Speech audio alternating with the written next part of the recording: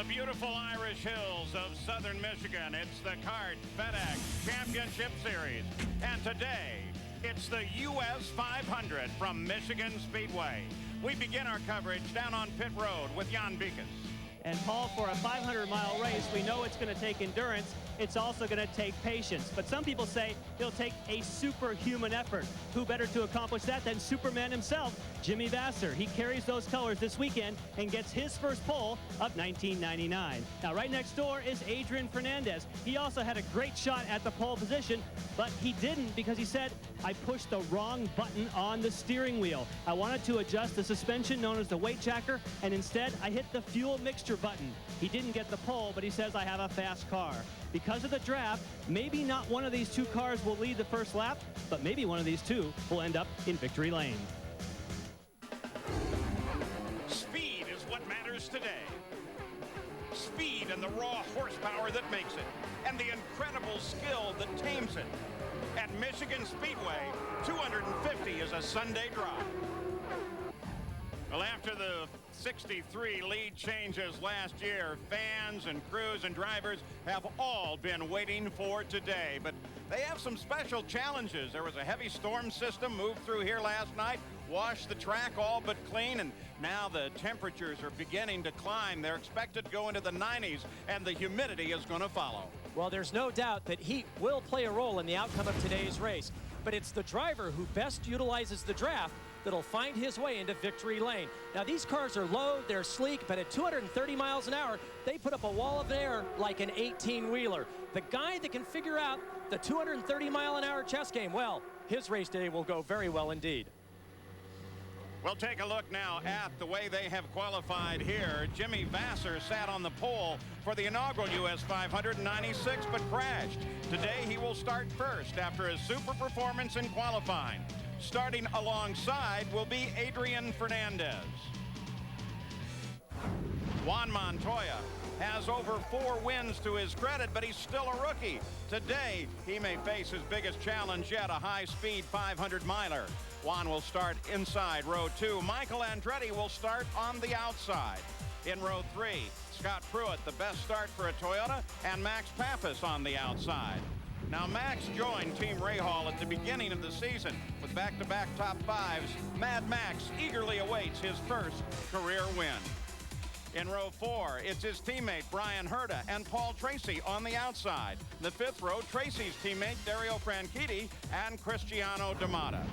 Now, Franchitti's flag-to-flag win at Toronto made him the 8th different winner in 11 races this season, but he is yet to win on an oval. In row 6, it's Tony Kanaan and Patrick Carpentier. The 7th row, Roberto Moreno and his teammate Mauricio Gugelmin. In the 8th row, Gil de Ferran. Christian Fittipaldi will start outside. On the 9th row, Al Unser Jr. and his new teammate at Penske, Alex Barron. Elio Castroneves and Richie Hearn make up row 10. Now, Greg Moore had a rough race last Sunday in Toronto. Today, he looks to turn it around and repeat his 1998 US 500 victory. He starts inside row 11. Outside P.J. Jones, row 12, Dennis Vitolo and Gualdra Salez. And the 13th row, Robbie Gordon and Michel Jourdain Jr. Now, it's a 250-lap race around this 2-mile oval to make up the 500 miles. High speeds, heavy G's, and the field is only separated by 1 35th 100ths of a second. Now, perhaps the guy going to have the most fun in the next few minutes is Gary Gerould, because he's sitting inside of that car in front of the field as they roll. Gary? Paul, you've got that absolutely right. And, of course, any 500-mile race brings special anticipation. And based on what happened here 1 year ago in the US 500, we think we're in for a terrific day today. Everybody is excited, including the 26 cars back off our shoulder here, wondering if it's going to be another dramatic nail-biter like a year ago. It was absolutely heart-stopping. It was breathtaking for 500 miles. No reason to think it won't be the same today. We're right now at a casual, if you will, 70 miles per hour. Patty Hughes in the Honda PPG pace car. We're having a ball down here. Jim Swintel's got the green flag ready. In a couple of laps, he's going to turn them loose. They'll be going 225 miles per hour with their full fuel loads here on the banks at Michigan. We've got an awesome vantage point. We think the racing, Paul, is going to be even better. Well, the field is rolling. We'll be back for the start, but now let's go to our Wide World of Sports studio and Robin Roberts. FedEx, proud sponsor of the FedEx Championship Series. Honda, proud sponsor of the 1999 FedEx Championship Series. Turtle Wax, for a breakthrough shine in no time. Turtle Wax. And Craftsman, a line of 1,800 hand tools made in America, guaranteed forever, only at Sears. Starting the pace lap for the U.S. 500, Paul Page with Parker Johnstone. Some of our onboard cameras starting back in 25th with Robbie Gordon. We'll look through these for you, but Brian Hurdy on Beekes has a bit of a problem. Well, thankfully, now it has been cured. He came onto pit road, and they changed the steering wheel. He had no dash, no indicators, no pit speed limiter button. Nothing was working. They recycled the ignition. Now Brian Hurd is A-OK. Cristiano Damata. There's Michael. Starts fourth, former winner here. Very, very hot day, as we indicated. Temperatures going into the 90s as on the pace lap they work down the back stretch. There's the pole sitter, Jimmy Vasser, that new livery on his car. So watch for that change for this race and this race only. Superman will fly with Jimmy. Jimmy starts to pick the pace up, running for the line. Yellow, no start. They do not start. No start. Yellow. When Jimmy accelerated, he got a jump on Adrian Fernandez, and in doing so got more than a car length out, and they won't start the race under that condition. They've really tried this year to make sure that the starts are as fair as possible, and Jim Swintel, the kart starter, has been given the power to do that. So if it's not lined up the way he wants, the yellow comes out, everyone gets the information, the signal, and they do it over again, and usually much better than the first time. You see it's 91 degrees right now, and the track temperature is way up there. One of the considerations that the crews have today is tire wear is always an issue. Here they are. We're going to run through again just how they've lined up. There's the top of the grid for you. Nice alignment as they come down the backstretch. And now work into turn 3, where the lap count begins. And now Vasser begins to pick it up. 250 laps, 500 miles. He's out by a good interval. Green, green, green. This time they say it's go. 3 wide into the first turn. Rest of the field follows. Montoya with a quick early move. Vasser fades to third. Vasser fades even further. Now Montoya being chased by Fernandez down the backstretch. Michael makes a move. Michael Andretti brings it down to the inside, chases Montoya in second. Coming to the conclusion of the lap, Montoya crosses the line, but Michael comes to the inside at the same time. Vasser works on Fernandez. Side by side off of 2. Michael pulls a slight advantage. Now Michael pulls out further ahead of Montoya down the backstretch, but Montoya comes right back at him inside. The toe works. Montoya comes back to the lead. Interval back to Fernandez. Michael comes back to work on Montoya. Parker, this is what we expected. It's what we hoped for. We'll see this all day long, Paul. The draft is everything here, and Michigan is the only track in the world where the drivers can run low, middle, and high all day long if they have their cars working.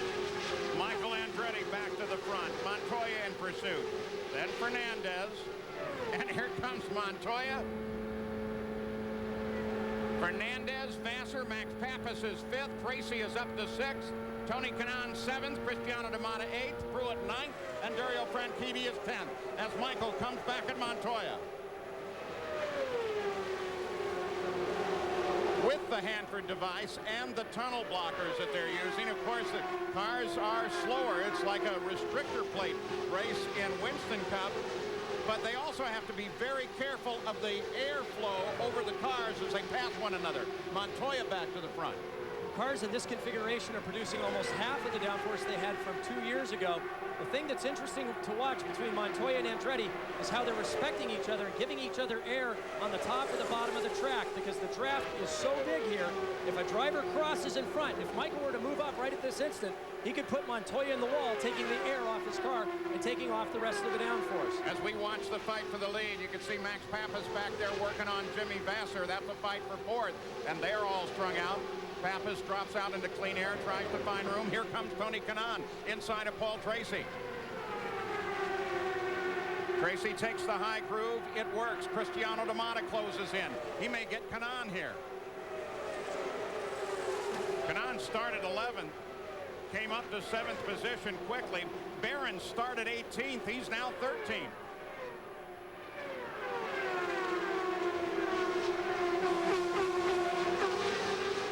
As we watch this race develop, I have to think that Jimmy Vasser, of everyone in the lead group, is being the most patient. He's probably up in top gear. He's got the fuel turned down. He just has to remain in contact with the lead group. He doesn't want to go a lap down at this point, but I don't think that Jimmy will get involved in the kind of battle that we're seeing between Montoya and Andretti. He knows how to win at this place. He's very smart. He knows what it takes, and I think he's content to just sit back now in fourth place and let this race unfold. Montoya gets back by Michael. Michael comes back with Montoya. Lap after lap, they continue this fight. At the front of the field, Michael Andretti, Montoya. They have been battling. Then Fernandez, Vasser, Pappas, Tracy, Kanaan.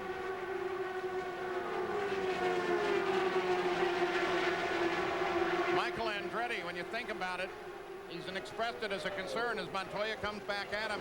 Same would be true for Max Pappas and Christian Fittipaldi. Dark-colored cars in a bright sun and hot day. You got to think that the interior temperatures, the cockpit heat, has got to be substantially higher in those cars than maybe the white section, the center section of the team green cars, appropriately the cool cars. Back at the front of the field, it changes, but it doesn't. Montoya and Michael continue to hammer at one another. Interesting battle of the power plants here, too. We've got a Honda in the lead for the moment, a Cosworth right behind it as we look through the field. Significantly, we've got two Toyotas of Damata and Pruitt in the top 10 on a horsepower track. It shows you how close this field has gotten in just the last few races. Adrian Fernandez has been unchallenged for the last couple of laps, but now Vasser begins to pull on Fernandez. Pappas right behind Vasser, then Tracy and Kanaan. There's Tony Kanaan, the brightly yellow and red car that we just saw. Vasser in the middle of this group. The fight for the lead continues between Juan Montoya, the rookie, and the great veteran, Michael Andretti. We'll be back with more of the US 500.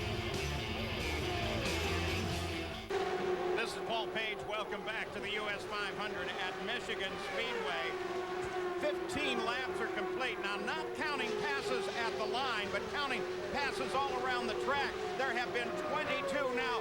23 lead changes since the draft of the green flag just 15 laps ago.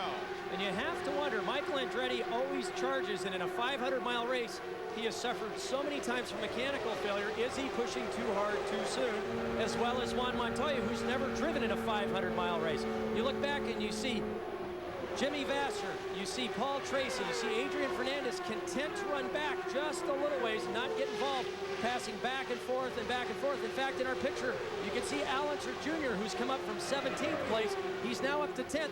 He knows how to get to the front, but I don't think he'll push as hard as these two drivers are with so many miles yet to go. This is already a battle that these two will remember all of their days in racing. Montoya comes back to the front, but unfortunately for Team Hogan, there's already problems, Gary.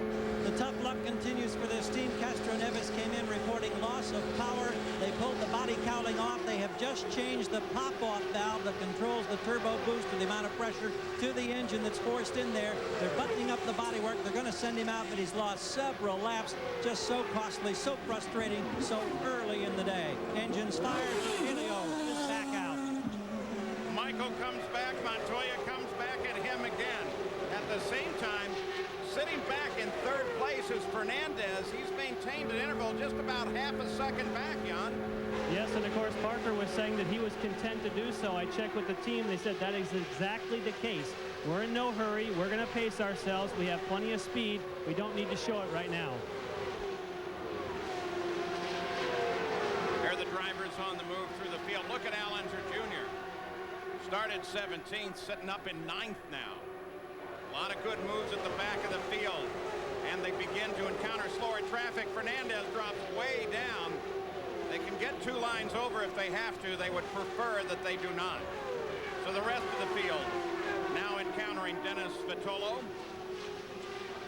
And they split Kanaan to the inside. Cristiano D'Amata lined up right now behind Paul Tracy. Kanaan comes around, slides low, takes the position. And you would think at this stage in the race, you'd want to remain conservative, try to get the car towards at least the first pit stop. See, the problem here is, Paul, is when you're taking these kinds of chances in traffic, the risks of having an incident go way, way up, as we saw there with Tracy and Max Pappas nearly locking wheels. Tracy and Pappas battle, and he begins now. Pappas has to give way to Tracy. Al Unser Jr. at the back of this fight now works on Kanaan. And there may be some good news now in the Hogan pits. Well, actually, Paul, it's not good news. Castroneves is back in. They suspect, according to the Mercedes-Benz folks that have the power plant, that there may be a problem in the wiring harness leading to the pop-off valve. So they've got the bodywork off. Repairs continue. It was no better when they changed valves and we went out for the 1 lap. How frustrating can that engine compartment be for a team that has performed so well from time to time this year? Al Unser Jr. around Kanaan now continues his move to the front. This is a Penske. Both Alex Barron and Al Unser Jr. are driving Penske chassis in this race. They tested them extensively. They both decided this would be better for the high speed, high banks of Michigan Speedway.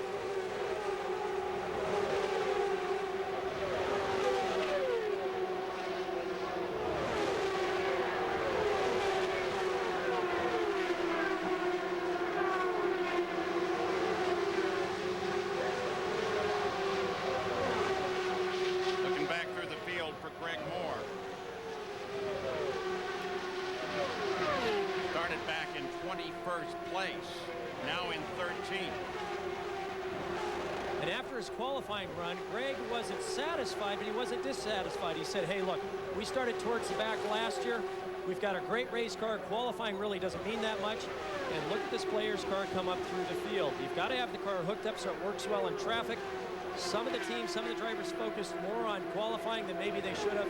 But we know that Al Unser Jr., Greg Moore, all the way up to Jimmy Vasser on the pole, really focused from the moment they unloaded the car out of the trailer here on getting a good race setup. Vasser just found the best race setup and qualifying setup. Michael Andretti has established his position at the front now. Montoya has fallen back and into the clutches of Fernandez. Speed's at the line. Look at Cristiano D'Amata's speed there at 221. And Greg Moore, we were watching him when he turned that lap at 221.1. For the drivers, this is where they really get to know who their friends are. We saw a great deal of respect between Montoya and Andretti. They gave each other room going through the corners so that they both had air on the front and through the cars. You'll find that some of the drivers that may have treated you well on the road courses and maybe the short ovals, they can do things here that can have disastrous results to your race day. Pappas and Tracy continue to work. They come upon Roberto Moreno, slower traffic. Tracy gets pushed way up high, trying to find racing room. Cristiano D'Amata comes. Here comes Unser Jr.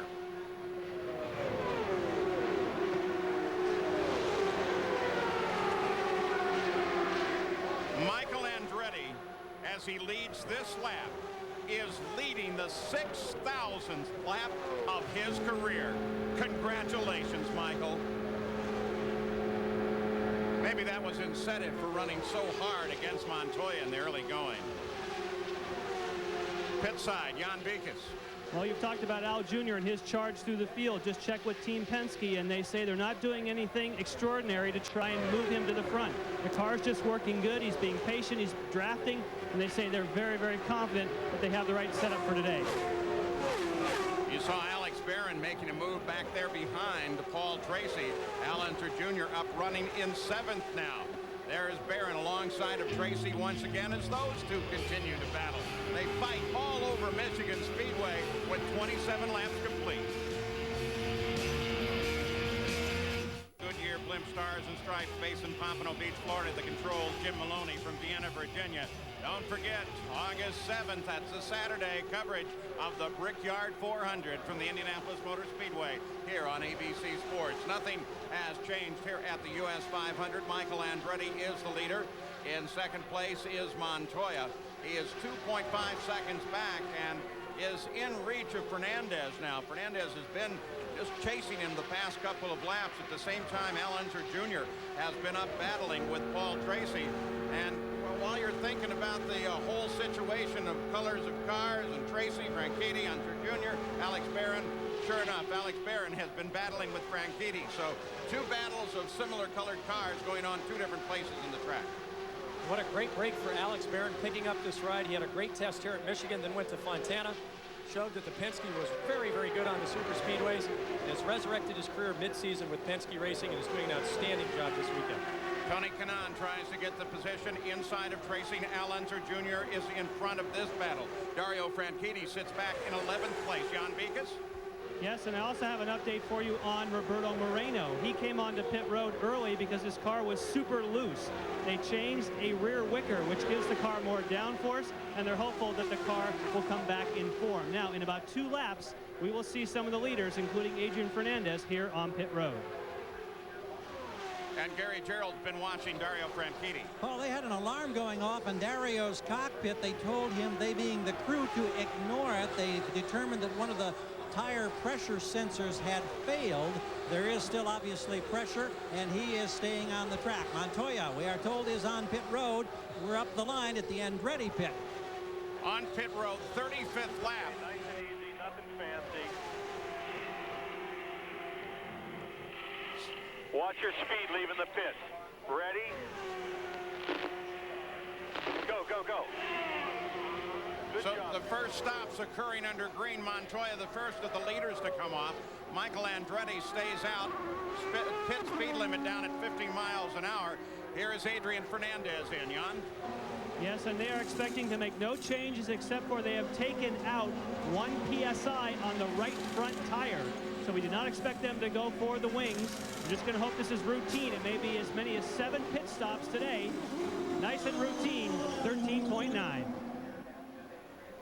And Michael Andretti now heads down pit road for his first service of the day. He goes 1 lap further than his nearest competitor, Montoya. Gary? We've got one of the crew members, Tim Coppine, who is out here on the right front with a helmet cam. He is waving Michael as other cars stream by that took their stops earlier. Now, this is a key test. The first, as Jan mentioned, of 6, 7 stops on the day. Everybody wants to be flawless. They want to build on the confidence, knowing that it's a long race. Caffeine will wave him out momentarily. Revs up. Michael's gone. 12.1. Excellent service. With Michael's stop, Paul Tracy picked up the lead of the race. 37 laps are now complete. And now Paul Tracy comes onto the pit road as Michael comes back up to speed. So here is Paul Tracy making his stop for Team Green. Right on. He's at the fuel.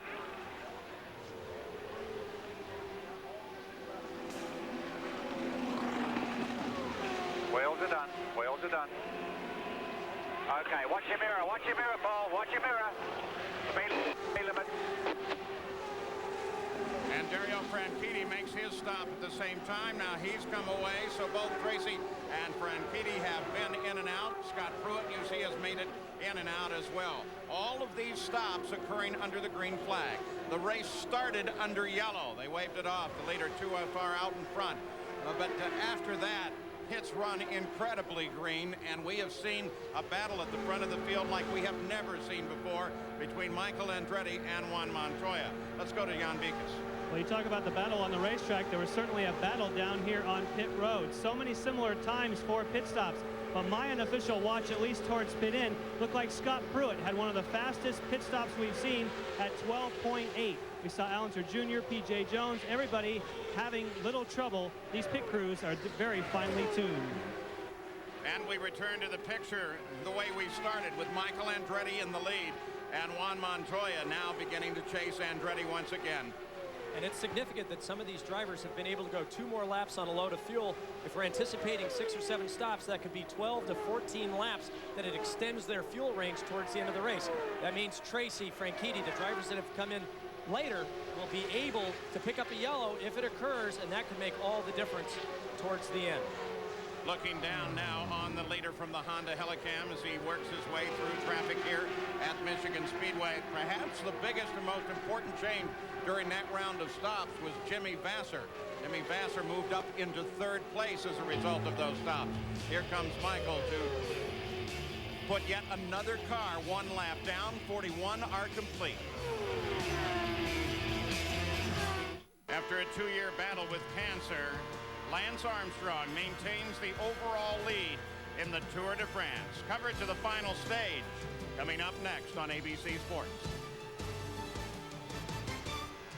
At the US 500 Michigan Speedway, Paul Page with Parker Johnstone, Tony Kanaan here, and he has Al Unser Jr. all over the back of him. We look at how they went in and left the pits, with Fernandez suffering badly, and Jimmy Vasser comes up with a very, very nice stop that puts him in 3rd and has him cruising where he should be. And Tony Kanaan came in 9th and came out in 6th.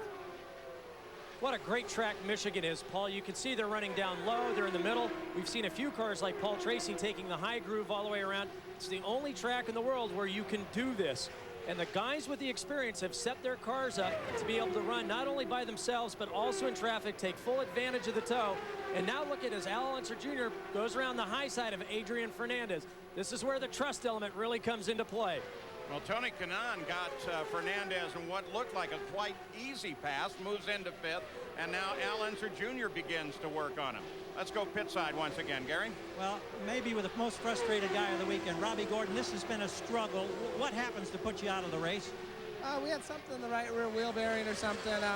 Car was really, really loose. We chased a loose car all weekend in the race. It was okay when I was by myself, but in traffic, the right rear of the car seemed to move around a little bit. Just a little uncomfortable out there. If we're going to be lapped, it's just not worth getting in the way of other cars. Thank you, sir. Thanks. A little further down the pits, Jan Beekes. Yes, in regards to Max Papis, his car was a little bit loose in the first stint, so during the pit stop, they lowered the rear tire pressure to try and give him some stability. Now, as you watch Adrian Fernandez, you will see the 2nd Penske car in there. That is Alex Barron, who was called in for a pit speed violation and is running off the pace now in 19th place. Andretti, Montoya, 1.3 seconds back, then Vasser, Papis, and Tony Kanaan. Then this battle, Unser Jr. and Adrian Fernandez. Or excuse me, that's what we just talked to you about. That's Barron.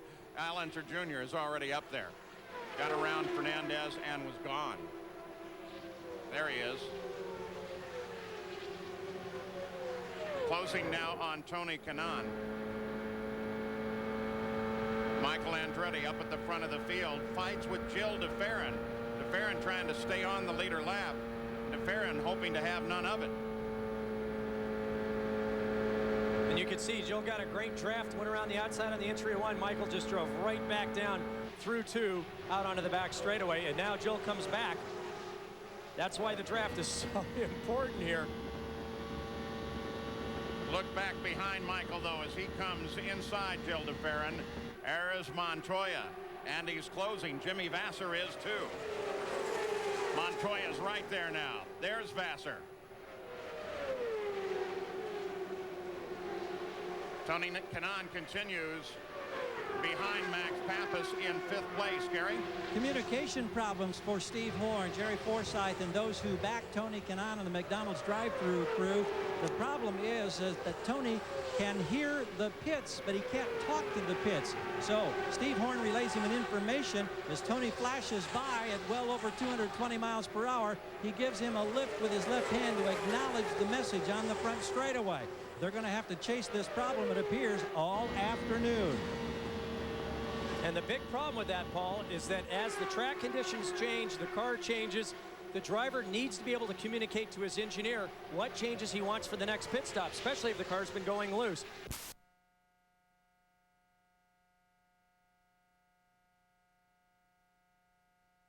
Being loose, they slid out a smaller one and threw in a bigger one, and he's just really struggling. But if they can get it right, he'll still have a chance to try and make up some ground.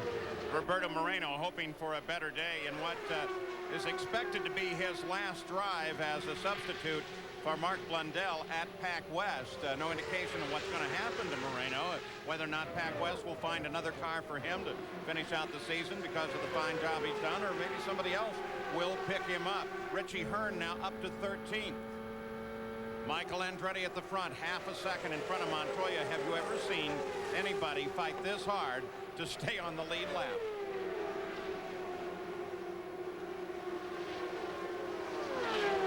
Montoya in second, Vassar third. Max Pappas set up right behind Vassar. Battle at the front tightens.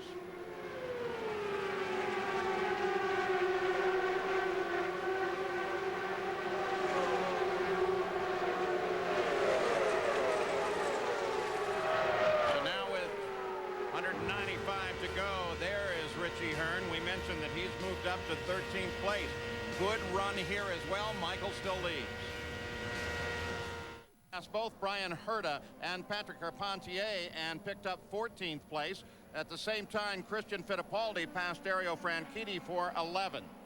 Well, the word from the safety team immediately is that Gil de Ferran is okay, but the car is a wreck.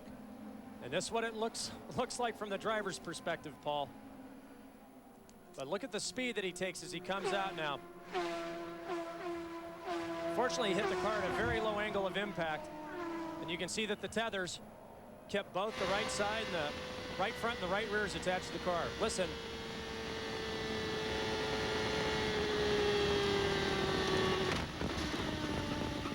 You can hear how long he was out of the throttle, obviously adding a little bit of brake, some steering, trying to hold it off the wall. But once you get up there, it's like hitting marbles, like hitting gravel, and the car just won't come back down. He was high there for a very long time.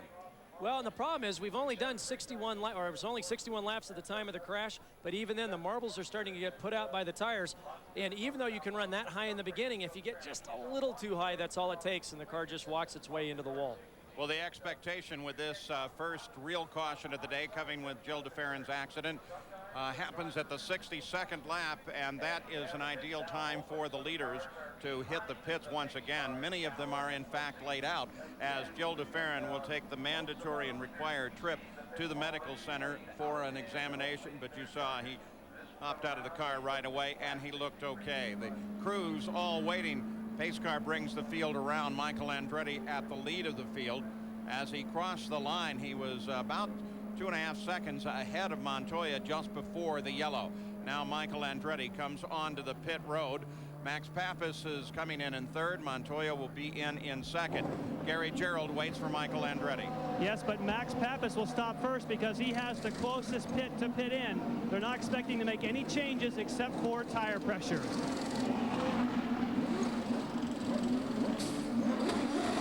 Gary Gerould waits for Michael. There he is. Michael is in, and now he is the farthest down pit road. His teammate Christian Fittipaldi pulling in right behind him. Everything looking routine. Here comes Michael. Here comes one of the target cars, and Andretti protects the advantage over Montoya. Well, Tony Kanaan comes flying out there too. We'll have to see what that might have done for Kanaan. Looks to me like it got him at least one position, as already they start to clean up on pit road. Yellow continues to fly. There is some debris up in the corner, but look at this. Greg Moore's in trouble. He's stalled the car. Still don't have it started. Greg Moore, who was running 8th prior to coming in, they've got to get the car back. Hanjack brings him back into the pit area. He'd rolled forward through the Hogan pits. Now they've got him back where they can at least put the starter at the back of the car. And now they say shut her down completely. No gears in the car. Well, there you go. There's the answer. Greg Moore will not be able to repeat his victory at the US 500. His car sitting without any gears in the box in the pits. We continue under caution, and we'll be back. This is Paul Page with Parker Johnstone. Jan Beekes and Gary Gerould are covering in the pits. And speaking of pits, this second round of stops, here's the way it worked with Max Pappas losing one position. And Tony Kanaan, you saw him as he came screaming up the inside of the pits and picked up one position. Let's go down the pits and Gary Gerould. Well, with Derek Walker, of course, you were on the radio with your driver, Gilles de Ferran. Any indication as to what happened in that instance? No, Gary, there wasn't. He was just sailing through the corner, and it just took off into the gray. No warning. We didn't see anything wrong with the pressures, so it just took off. Tough couple of weeks in terms of the championship. I know that's got to be on your mind. Yeah, it hurts a lot, but there's a lot of races still to go yet, so it's not over yet. But it's a shame because Joe was doing a heck of a job out there, hanging in there with the lead pack. So we'll try him another day. Thanks, Derek. Thank you. Yeah, that's 3 in a row DNS for Gilles de Ferran. He was second in the points after Cleveland. Guzman stalled by the edge of the track. We'll be back after this message and a word from your ABC station.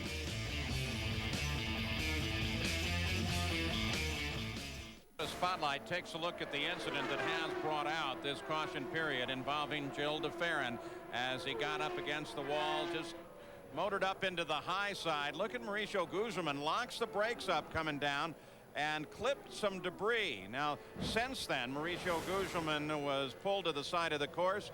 They say it is, in fact, his engine, and they say that this man, too, Helio Castroneves, has an engine problem, and he may, in fact, be out. And Greg Moore also is out of the race, the defending champion, Jan Beekes. Yes, what a shame for Greg Moore after such a great run here last year. Gearbox related? Yeah, there's something happened in the gearbox. I went to grab first gear, and it broke, and I don't know if it was something that had to do with the stop before where we stalled it or this one, but yeah, it's very frustrating for sure. Track conditions at the moment, better or worse than you thought? I think they're pretty good. I mean, there doesn't seem to be too many marbles out there. I think some of the guys are being not as courteous as they could be out there, and I think you'll see a couple of incidents by the end of the race. But I mean, I guess that's part of racing, right? You can't expect to have as clean a race as we did here last year, but we obviously lost a lot of time in the pits there in that first stop. But a second stop, when we went out, we went ahead of Michael, and we were only he was right behind me, and we managed to pull out the 6-second lead. And so we had a car to win this race, but fortunately just not today. Thanks, Craig. Thanks. In fact, courtesy on the track between the drivers is one of the things that Greg Moore has been concerned about and has brought up to a number of the drivers in their conversations. Now, don't forget coverage of the Special Olympics World Summer Games on Saturday the 31st. Nearly 7,000 athletes from 150 countries compete in 19 different sports. Now we'll take a look at the full field summary for you, and what we really want to tell you is that Alex Barron did not pit on this last round of spots, so you see him down there in 14th at the end of the lead lap. Brian Hurtis starts those a lap down. Now Barron pitted on the 36th lap, then he received that drive-through penalty on lap 40. That put him a lap behind the lead, so Penske has brought him back onto the lead lap, but they've got to be hoping for another caution pretty quickly. Well, that's got to be their hope because they don't have much fuel on board, and unless there's a problem on this next restart, he'll be coming in very, very soon. P.J. Jones, he's 2 laps behind the lead, 17th place. We're looking for the green flag to fly momentarily. Richie Hearn is 13th now. And Cristiano D'Amata up a little further forward, sits in 9th place. Expecting them to go green just any time now. The track is clear. They had to take an extra moment to get Mauricio Guzman and Helio Castroneves' cars off the track and make sure that there was no oil on the track. There's Al Unser Jr. He currently sits in 6th place. A good move to the front of the field. When they come back to green, it'll be led by Michael Andretti with Montoya in 2nd. That bright yellow and red car, that's Tony Kanaan. He sits in 3rd. And then Max Pappas, Jimmy Vasser, and Al Unser Jr. Looking right in the eyes of the leader, Michael Andretti, and his father, Mario, watches from pit side and takes a fairly active hand in what happens for Michael, I might add as well. Years of wisdom in both Michael and Mario coming to the advantage. Green flag. Montoya moves early. And Montoya right at the line grabs the lead of the race. Montoya in front. They going to battle again? Well, I think they are. Michael Andretti has never been known to cruise on these 500 milers, and Montoya certainly has figured out all the circuits that are so demanding. The road courses, the street courses, the short ovals, and now the super speedways. Look at this fight back in the field as Adrian Fernandez looks for room to race alongside Vassar. At the same time, look at Pruitt up there. Pruitt's trying to close in here as well. And now D'Amata. D'Amata starts to make the move. That's Franchitti just ahead of D'Amata that comes up high on Pruitt. Comes around Pruitt. Here comes Cristiano D'Amata. And that's Richie Hearn right at the tail end of that group. And what's so surprising here is how strong the Toyotas are running. Michigan is a horsepower track. They've made tremendous improvements. These three Toyotas battling now for 9th, 10th, and 11th place. Jimmy Vassar under attack now from Cristiano D'Amata. Franchitti up just ahead of him. Tracy just ahead of Franchitti. Look at that. Wow, when you can put Jimmy Vassar down that quickly, that's a pretty good move for D'Amata.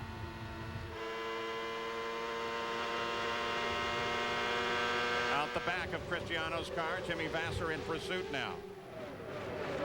Montoya maintains the lead. Dennis Vitolo on the pit road. Christian Fittipaldi now moves low on Hearn in traffic. Here comes Alex Barron. Out the back of Richie Hearn's car. Look at Barron. They come 3 wide. They split Fittipaldi. And Barron comes around, moves up. Let's go to Jan Vikas. Well, more information on Mauricio Gugelmin. What happened was we saw him run through that debris.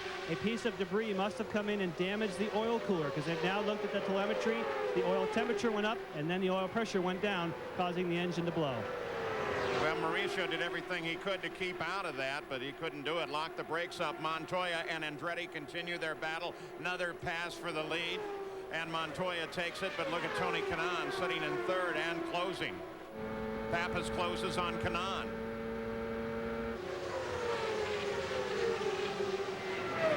And Al Unser Jr. is up in this fight right behind Pappas. Al Unser Jr., who interestingly enough has not won here.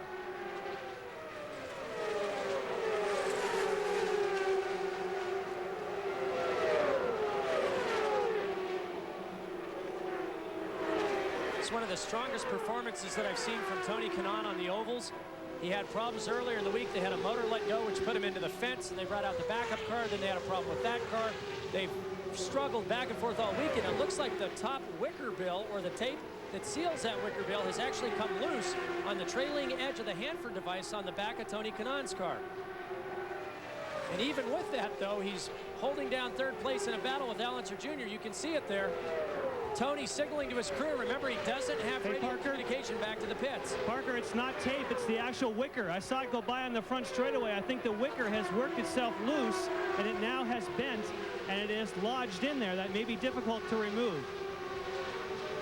They will show the black flag to Kanaan. Al Unser Jr., of course, won here 1990, fastest 500 ever. More of the reference to how Penske's performed here, which, considering it's his track, has not been a sterling performance. Back at the front of the field. Montoya, Andretti, they continue to battle. Andretti takes the lead again.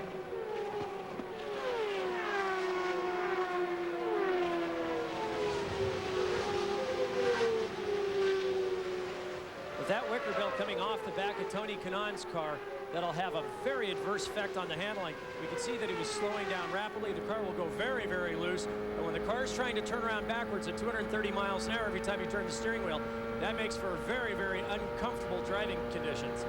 Michael Andretti is going to come right back at him and try and take the lead again. 79 laps complete. These two have had an absolutely amazing day. Michael can't quite make the pass there, but they have been back and forth constantly.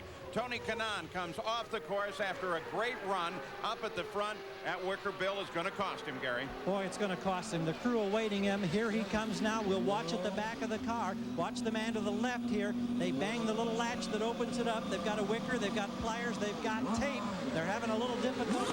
Now they sealed the one in. They had another standing by in case they had to replace it. Didn't have to replace it.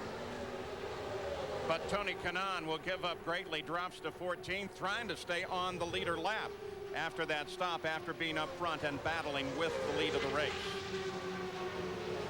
Now, though, Pappas is around Michael, picks up second, and the Team Green cars fight with one another. This is a battle for 5th place. So Bobby Rahal's driver, Max Pappas, comes up into second, getting around Michael Andretti. Michael drops into third while this fight continues. Tracy in the front of the two Team Green cars here. Battle for 5th.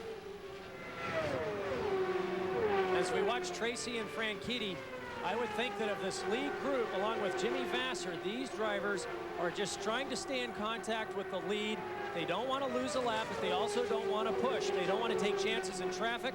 And here, Tracy and Franchitti are using each other to draft down the straightaways. They know they've got a long ways to go. They can easily win this race as long as they've got their cars in the right position with the right handling balance. And I don't think they're in any hurry to try to work their way to the front at this stage of the race. Alex Barron driving the number 3 car for Roger Penske back on the pit road, Jan. Yes, and they gambled, and it did not pay. And now it appears as though the air jacks are not working because they've had to go for the manual jack up at the front. They were hoping to catch a yellow and get back on the lead lap. Now they have a slow pit stop to boot. Not a good day so far for Alex Barron. He's over 22nd, 21, and he's out of here.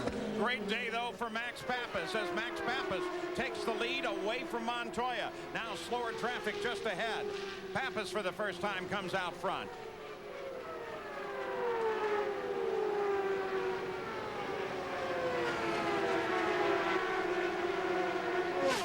Slower traffic ahead. Andretti begins to work on Montoya.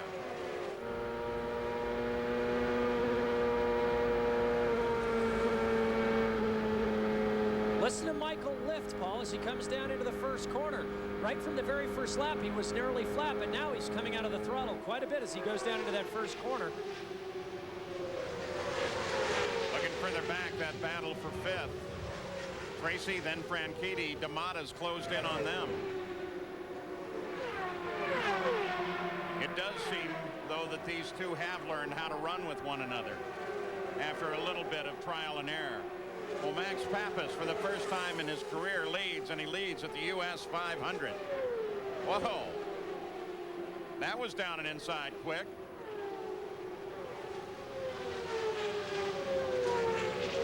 Back up at the front, Montoya has to give way to Michael once again. No, Michael's going to have to pin it down on the inside, see if Montoya will, in fact, give way. And every time I see this, it reminds me of Motegi earlier in the year. But it looks like these two have learned to play well together. You can see them giving each other room, but not a lot. Michael looks to the inside. Jan Bikas, you're watching Max Pappas.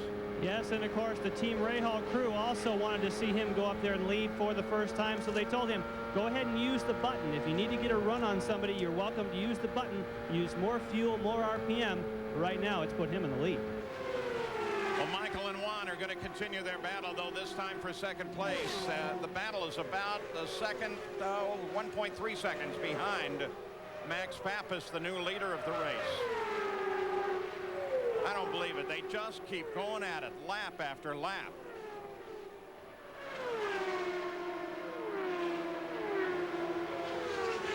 Again, the two contrasting power plans, Ford for Michael, Honda for Montoya. Montoya back looks at the inside. Continuing fight for second place as they come around Brian Herta, who's a lap behind the lead in 16th place. Max Pappas leads for the first time in his career out in front of the U.S. 500 with 87 laps complete. The U.S. 500 while we've been away. Max Pappas has continued his lead, now 2.7 seconds ahead of Michael Andretti.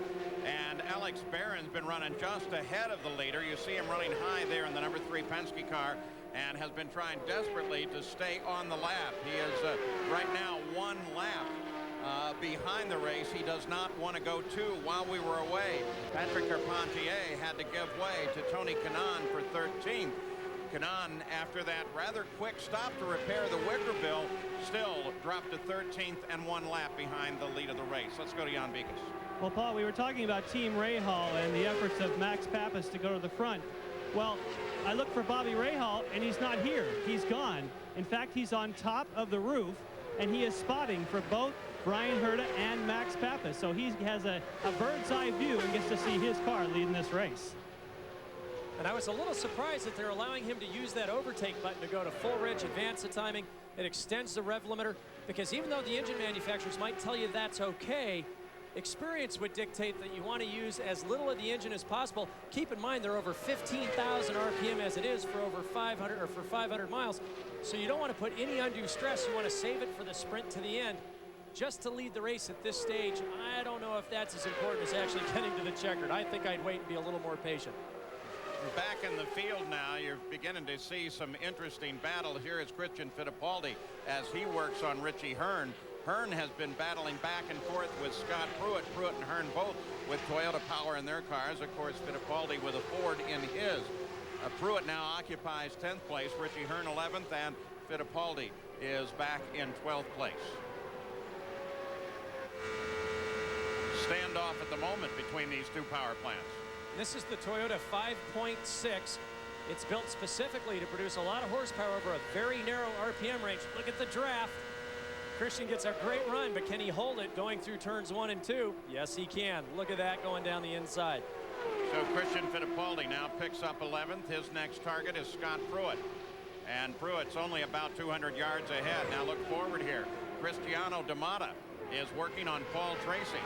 At the same time, Vassar and Fernandez lined up behind that fight. On board with Vassar. You see, he has to change gears there, Paul. You can hear the engine accelerate. He had to lift going down into this corner. He couldn't make the move to make the pass stick. Now, when we're on board without the draft, you'll hear how flat the engine is. It will barely pick up RPMs on its own, but at this distance, it starts to sniff that draft and will start to accelerate very, very quickly. Jimmy having to breathe the throttle coming down into turn 3. But now watch as he comes off the corner and listen to the engine.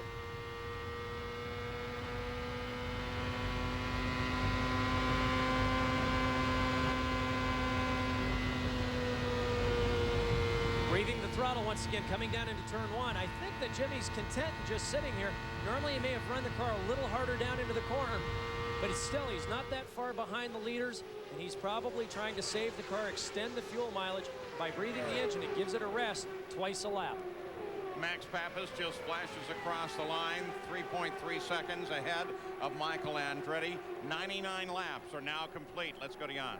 Well, we've documented the problems for Mauricio Gugelmin, but in that accident that Gilles de Ferran had, did you see that coming? I got a report from my spotter on turn 1 that Gilles went wide, but when I got there, all I saw was a bunch of debris in the air, and I had to pick my way through it, and unfortunately, I got something on my radiator. So that brought up the oil temperature, and then you lost the engine. How was the car, and how was the track prior to that? The car was balanced, but was sliding a lot. I need more downforce. I think today is really warm, so the pace is about 10 miles an hour lower than we expected. So we're not producing the same downforce because the air is so thin. Yeah, but a guy from Brazil, he was doing okay. Thanks. Thank you. Jimmy Vassar poked his nose up under the rear wing of Cristiano D'Amata, tried it again. It did not pay off for him. 100 laps are now complete.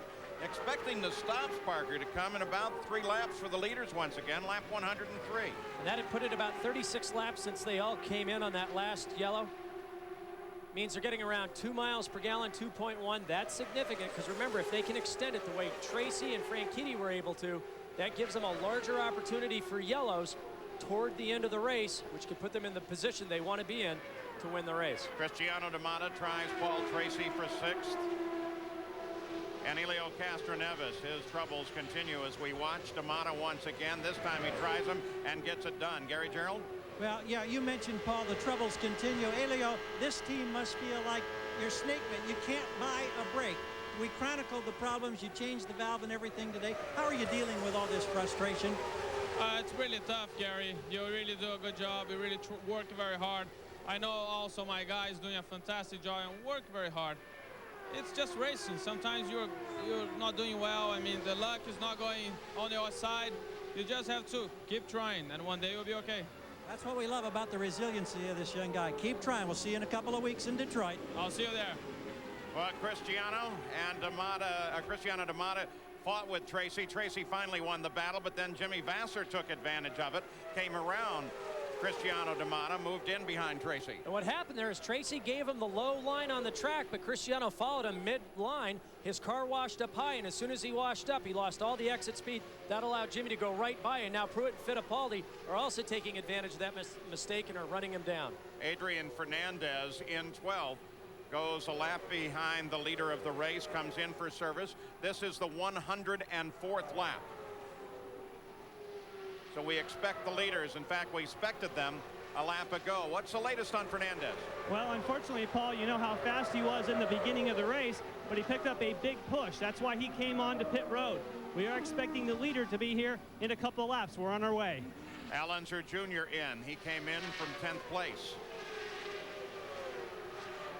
Penske service for Junior, and he's away on sticker tires on the front. Paul Tracy is in for the Team Green. Gary? Front wing changes. Everything else looked routine as he smokes him out of here. A flurry of activity right in the adjacent pit. They're waving Jimmy Vasser and his teammate Montoya. Montoya, his car's been very tight. They want to loosen it up. We think they're going to get rid of that gurney flap on the rear wing, but first it'll be his teammate. Here comes the man of steel on this day. Started from the pole. Here's Jimmy Vasser. Protect the gearbox. That's what they're telling him.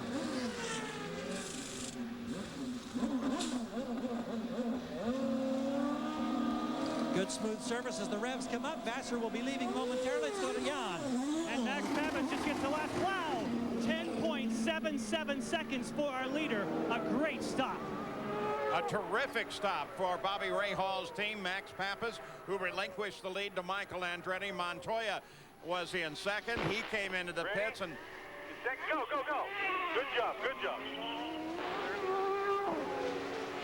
Once again, Michael Andretti, with his Ford Power, is able to carry one lap further than everyone else.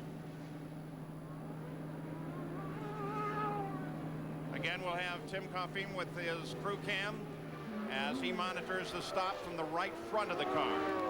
What a unique perspective as he works on that right front, changing the Firestone rubber. Michael gets a cooling drink on this tremendously hot day. Wing change up front, already executed, just waiting on fuel. And away he goes. Looked like not only a wing change in the front, but they were also working at the back of the car. Didn't pull the wicker out. Maybe they were just making sure it's in good. You really don't want to change two things at once. You really don't. The drivers now are just trying to fine-tune for the track conditions.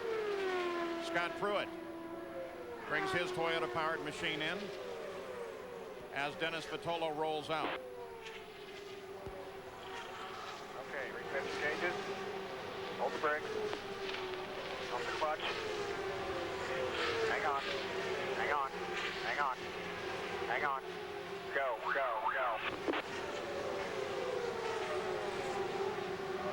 So Scott Pruitt rolls away, and Max Pappas reassumes the lead of the race with Michael Andretti's and Juan Montoya's stop. So 108 laps complete.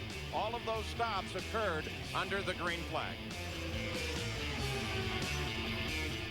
At the US 500, some of the aerial views are courtesy of the Goodyear Blimp Stars and Stripes based in Pompano Beach, Florida. Currently 6 Goodyear blimps, 3 domestic plus a 3 blimp international fleet.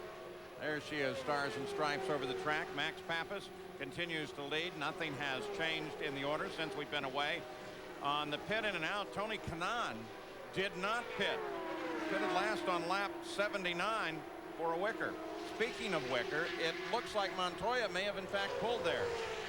And of all the drivers that can handle a car going neutral to loose on a super speedway, it would be Montoya. That car must have really been understeering a lot for them to make a front wing change and pull that rear wicker. We'll see during this next run whether he can hold on to it or whether the change was appropriate or not for the track conditions. Al Unser Jr. lost on the stops a position. Franchitti moved up. Pappas, Andretti, Montoya, Kanaan, Franchitti, and Unser Jr. Look back, get the idea of the interval from the leader back to the battle for second place. Here comes Michael.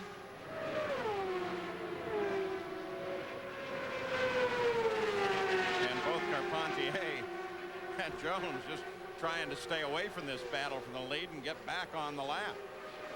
They are both well off the lead of the race, and they're flying now. Here comes Michael back through with them.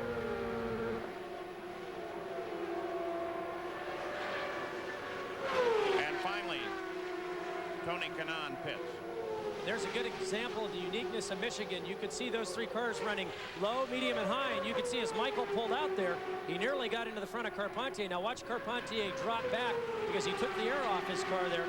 It won't be until he gets out the exit and through start finish he'll be able to get a run back on these front two. Move back to that battle between Dario Franchitti in fourth and Al Unser Jr. There they are. Minus 16.6 to the leader, plus on Junior and Paul. Barry Green talking to Dario Franchitti. Just keeping him updated as to his position.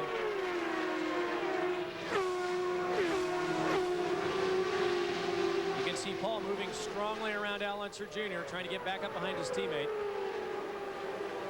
You'll see Al go low, looking for the fresh air. Paul gives him plenty of room on the bottom.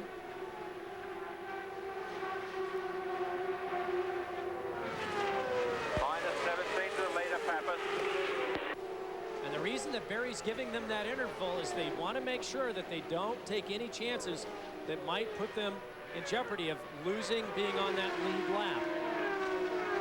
Roberto Moreno runs low, but that's Cristiano D'Amata that now comes into this fight too. Roberto Moreno, he changed his helmet. That's why it's white here. He wanted a little more aerodynamic helmet. He was getting battered around by buffeting in the car, so he decided to come with something that was a little slicker. And that's one thing that hardly anyone ever mentions, but the first time I drove on a super speedway, the thing that I was overwhelmed about was the wind noise. At 240 miles an hour, you can't even hear the engine behind you. It's deafening. You imagine sticking your head out of the window at 60 miles an hour, multiply that by 4. And the other thing that happens, the turbulence in the cockpit will lift that helmet right off the top of your head and bruise the bottom of your chin. So they put spoilers and duck bills on it, just like you would on the car, to try to create some downforce so that the driver's head doesn't get bobbed around and keeps the head firmly, or the helmet firmly down on top of his head. Now Al Unser Jr. and Cristiano D'Amata battled for 6th place. Junior got Cristiano a lap ago, and that fight continues. Jan Beekes. And he's very happy with his car, is Al Jr. In fact, they made a slight wing change, only one turn, 2 pit stops ago, but the last time he was here, no changes. So we're seeing a bunch of people making big changes for the Penske chassis, and Al Jr., they're happy right where they are. Approaching the halfway point, and a legal and official race, which comes up at the 126th lap. 250 laps, the scheduled distance for 500 miles. Tony Kanaan's in there, but remember, he's 13th, 1 lap down, trying to drive his way back to the lead. And I'm very surprised watching Cristiano here. He keeps going around not only the high side, but the very high side. And every time he does that, he loses grip. We saw when he was battling with Al. Al was yielding the very low line, but Cristiano insisted on staying up high. And as the race wears on and more marbles are put out on the high line of the track, that can catch you off guard in just a heartbeat. The only real wall banger of the day as Tony Kanaan works on Cristiano D'Amata. Only real wall banger has been when Gilles de Ferran got up against the wall and got very, very high. We're going to talk with Gilles de Ferran in just a moment, but right now here's Alex Barron in, Jan. Yes, and unfortunately it's not good news for Alex Barron. The engine sounds very, very rough. They were going to change the electronic boxes, but now obviously they've decided it's terminal. He's going to climb from the car. Gary? Gilles de Ferran has just been released from the medical center. Are you feeling all right? Yeah, I'm fine, Gary. I mean, we very unfortunate now. We're looking forward to try to score some points, but I was trying hard to stay on the lead lap then, and going into one, the car is kind of, the rear stepped out a little bit, and that put me wide, and I could just kind of understeered off into the gray, and that was that. Conditions today similar to the 500-mile conditions of last year, the first time you ran with a Hanford device? Yeah, very similar. I think, you know, obviously we didn't have as good a handle in the car as we did last year, but I think the conditions are fairly similar. Glad you're all right. Thanks, Joe. Thank you. Oh, and Cristiano Damata slowing down. This one of the Toyota power plants. No indication as to why. 124 laps complete. We'll check on Cristiano Damata. Max Papis is still the leader as he seems to pick it back up and in fact stays out. It looks like he was having a gearbox problem. It sounds like the engine's working well. It looks like he's back up to speed. So the leader is Max Papis at the US 500. We'll be back after this message and a word from our ABC station. Toyota Spotlight focuses on Al Unser Jr., who's having a much-needed good day. Started 17th, came up through the field. Here he is going by an ailing Tony Kanaan. Pit stop dropped him back a position, but then he came back, charged, did some fighting with Cristiano Damata, who has since fallen by the wayside. Now Unser Jr. sits in 5th place. There is Unser Jr. Dario Franchitti sits just ahead of him. Nothing has changed at the top of the order. Max Papis is the leader, followed by Andretti and Montoya. But news on one driver out. Here's Jan. Yes, and unfortunately, it's Al Unser Jr.'s teammate, Alex Barron. It sounded like an engine when you pulled in. Did you feel it let go? Yeah, it's all of a sudden lost a little bit of power. But the car was really hooked up, and I think we would have had a really good day. It's just unfortunate it had to end like this. Enjoy your first ride with Penske? Yeah, the Marlboro Team Penske, it's really professional. I'm really happy to be a part of it this weekend. And I really got a great opportunity this weekend. I just hope something else will happen later this season. Yeah, we hope to see you back. Thanks. Thank you. Gary? Cristiano Damata, another man who is out as a rookie and running here with a Hanford device for the first time. How did you find the experience, Cristiano? For me, it was pretty good. We were running top 8 all the time. We had solid pit stops. Car was running pretty good. We had some electronic problems too. Couldn't figure out what it is, but couldn't continue like that. With whatever problem it was, the engine wasn't pulling anymore. Well, you can see the frustration there. He may be a rookie, but he knows the pain of falling out of a 500-mile race. Now, Paul Tracy and Jimmy Vasser battle back at 6th place. Tracy resolving that. Max Papis is the leader by 9.5 seconds. And it has been a whirlwind of the race, settling down just a bit now, with Papis taking over the lead and maintaining it for some time.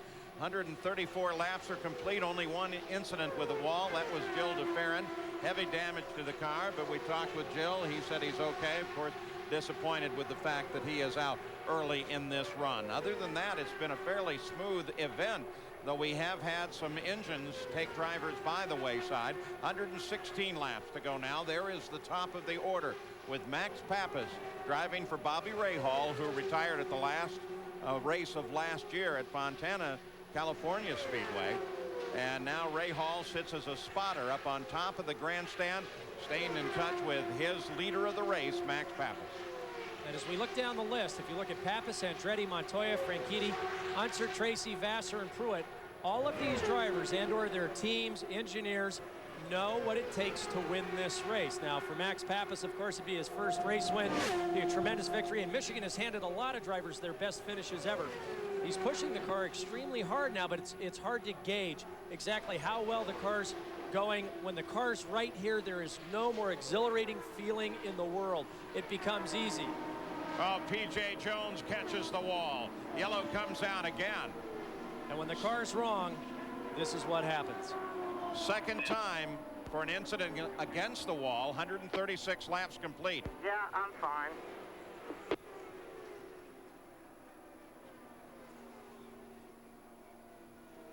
PJ stays in the car but reports that he is okay to his team. You heard that on the two-way.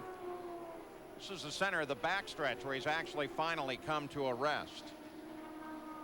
So PJ Jones has his day end. He was running in 14th when it got loose on him. Parker? Well, take a look at the replay here, Paul. You can see, though, that the wheel tethers have kept both the right front and the right rear suspension attached to the car, which is what they're supposed to do. We'll have a look now. You can see he's already coming off of turn 2. He's up against the wall. That's where we've seen the incident so many times. We can't tell what caused it. He had quite the ride there, bucking down the wall, but it looks like he was up high coming out to the exit. From the marks on the wall, it looks like he got against the wall about halfway through turn 2. Well, with the yellow out, 137 laps complete. Pappas, Andretti, Montoya, Franchitti, Unser Jr., and Tracy, the front of the field. And the teams have once again decided this is an excellent opportunity at the 137th lap to hit the pits. And this is a little easier for the drivers to come in and gauge the speeds. You have to remember, most of the times when they're at 230 to 240 miles an hour, it's very difficult. Your mind becomes adjusted to that sort of speed to then make the transition down to the 50-mile-an-hour speed limit. The drivers start dragging the brakes with their left foot going down the back straightaway, and then they have to make the transition from asphalt to concrete onto their pit boxes. And that's very, very tough. We see a lot of pit speed violations and occasionally drivers over-driving their pit boxes. Now we're on board now with P.J. Jones. He's up high.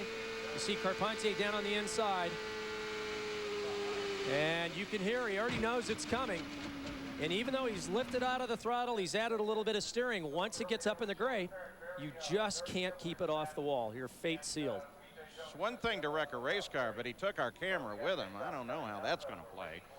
P.J. Jones, the good news is the son of the 63 Indy 500 champion, Parnelli Jones, is in fact okay, and they're trying to find a break in the traffic to get them clear to the inside of the track.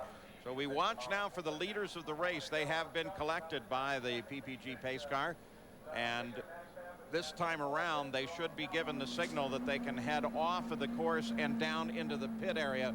Max Pappas will be the first to peel off, and he has his pit almost immediately upon the entrance into the pit, so he'll be able to hit the pits fairly early on. By the same token, Andretti and Montoya are much further down the pits. But once again, it makes for an interesting battle. Jan Bikas waits for Max Pappas. Yes, and they are expecting to make a front wing change for Max Pappas. We will watch it to see which way they go. Of course, while he is stopping, everybody else is making their way down to the back, or I should say the front of pit road. It's just one wing. They took a half turn on the front wing for Max. Gary Gerould. Michael Andretti pulls in. They've been talking about making a handling change here, but they feel like in the last dozen laps or so that the racetrack has come to the setup. So it's tires and fuel only. Revs up. Here comes Pappas. There goes Michael. It's a drag race. Who's going to win it? Looks like advantage Andretti for the moment. Well, the Newman Haas team does its work for Michael as Michael comes out of the pits under the caution, but in front of Max Pappas. And he'll pick up, at least for the moment, the lead of the field coming out. Pappas has to drop into second place. Montoya came out just behind Andretti.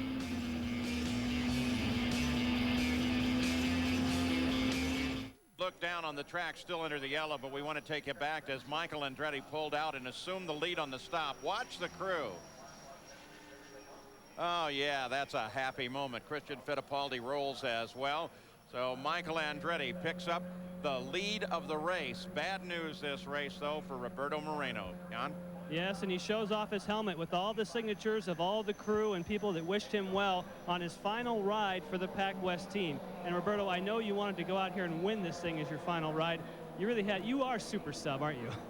It didn't work out this weekend, but we had a great run in the other 7 races. Every time on the points, other than when we had some electrical problems in the car in Elkhart Lake. So I'm very, very pleased with the Motorola Pac West team. They did a great job for me, and they've done something there that will go in the memory. Everybody signed for me a helmet. This is going to be a treasure for me.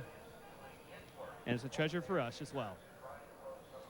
One thing about Roberto Moreno is he has had a marvelous time as a substitute for Mark Blundell. He's been smiles right up until that moment when he realized the kindness of everybody on the team. Fastest 500-mile race ever, Allinger Jr. at 1990, 189.7. They've been averaging 191.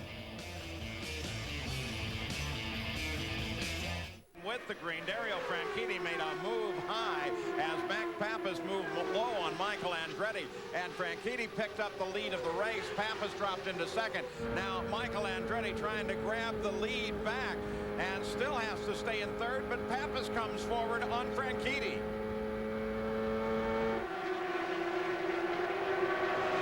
Here comes Montoya. Top four battle together. They go three wide into one. Franchitti takes the high line. Here comes Montoya moving on Michael. Oh, Montoya and Michael are at it again. This time it's a battle for third. Pappas comes inside Franchitti trying to pick up the lead. And look at Montoya trying to decide which person he wants to follow through the corner. He finally decides to go low. On the last lap of the race with this group, Paul, I don't think you'd want to be leading it until you got to the checkered. I think with one lap to go, you'd want to be sitting right where Dario is so you can use that draft and get out. But do you do it in turns 1 and 2 or 3 and 4 like Pruitt did on Al Unser Jr. just a few years ago? That is the million-dollar question here. As they come to the backside, let's just check out the different lines, watching from overhead. Pappas pushes past Franchitti. Michael comes past Montoya. Through 3 into 4, off of 4. Look at the draft Montoya's got coming back up on Michael.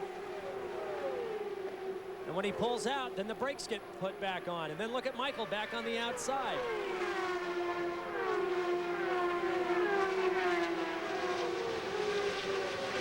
Pappas back on Franchitti. Michael breaks off from Montoya, joins the leaders.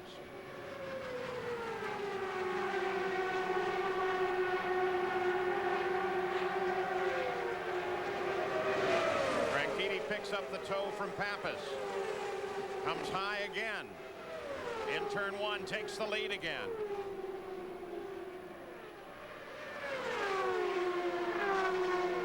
Let's try mixture 6 if you're comfortable with that.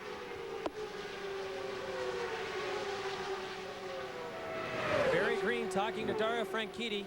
Looks like they're trying to conserve just a little bit of fuel to see if he can hang on to the lead. Reducing the horsepower just a little bit to try to extend that next fuel stop. Franchitti once again, this time low in 1. And over on pit road, Al Unser Jr. comes in, unscheduled, unexpected. He was 12th. Major change to the front wings on the car. Back at the battle for the front, Pappas. Franchitti chasing now. Andretti third. Montoya lies back. He has not chosen to come up into this battle. Again, Franchitti works the high side. Seems like he can put the car anywhere. Al Unser Jr. in and out of the pits. Are out yet, Jan? Yes, he is gone, and the reason was the car got extremely loose, and they had to put the rear wicker back in. Temperatures continue to climb here today. That makes the cars loose. Need for the wicker bill, that little trim edge at the back of the rear wing. Well, this is what we had hoped for. We're getting it. Michael Andretti and Juan Montoya put on a show at the start of the race. Finally, Max Pappas was able to come up, get into this battle, take the lead of the race the first time of his career. Last week's winner, Dario Franchitti, after the last round of pit stops, comes up to this front battle as well. And Michael Andretti takes the lead of the race. I had to tell you, we've got a statistician that's pulling his hair out, just trying to keep track of the lead changes.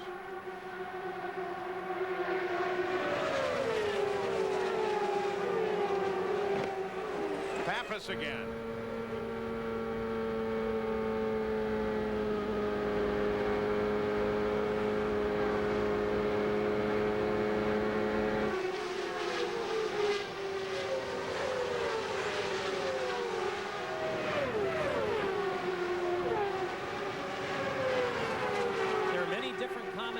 That the teams and the engineers and drivers can come up with shocks, springs, sway bars, tire pressures, ride heights, and suspension alignments to get the car to work well for a lap or two.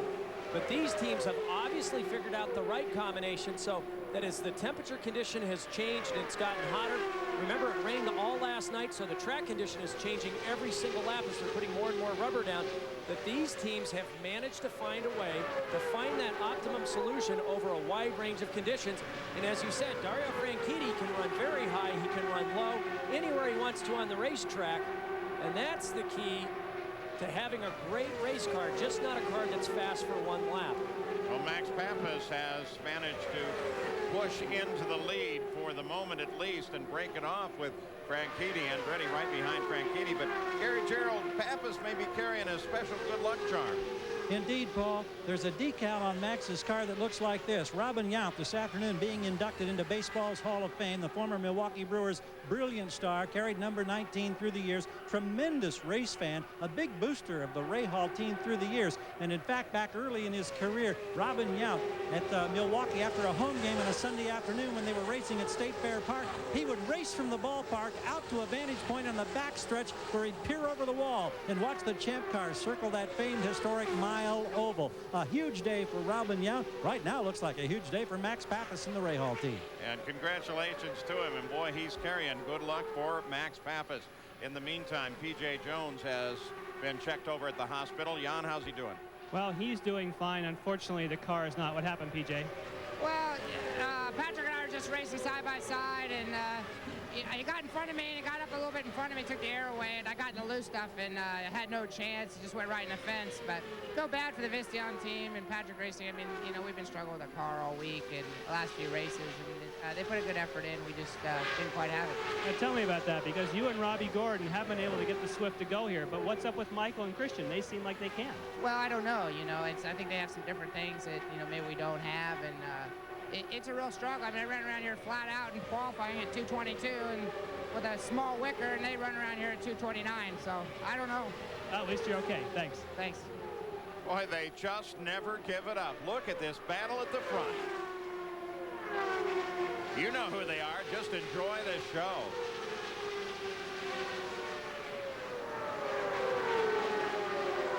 Franchitti's move is for second.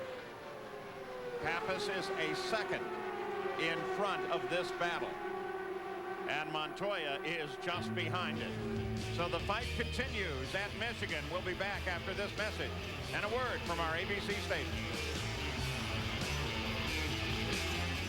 Speedway, the U.S. 500. While we were away, Franchitti and Andretti battled back and forth for second place as you look down from the Honda Helicam. And then all of a sudden it was Montoya that stuck his nose into it and moved into third place. Franchitti pulling away in second, and now Christian Fittipaldi. See that second black car coming there? There it is. Christian Fittipaldi in fifth place, right behind his teammate. And Michael and Dario were going back and forth, and at one point Dario took the air off of Michael's car. Michael passed him, repaid the favor, but now Dario has pulled out very strongly but allowed Montoya to come up on both of them, and now Montoya's got to run past Dario Franchitti. And in the meantime, Christian Fittipaldi, Adrian Fernandez, and just out of the picture Jimmy Vasser has caught up to this group, and now Montoya and Dario Franchitti are engaged in a drafting battle. And there they are with Montoya ahead at the moment, and only for the moment, as they have waged war back and forth constantly throughout this day. Pappas is 3.3 seconds ahead, benefiting from this. 166 laps complete, 84 to go.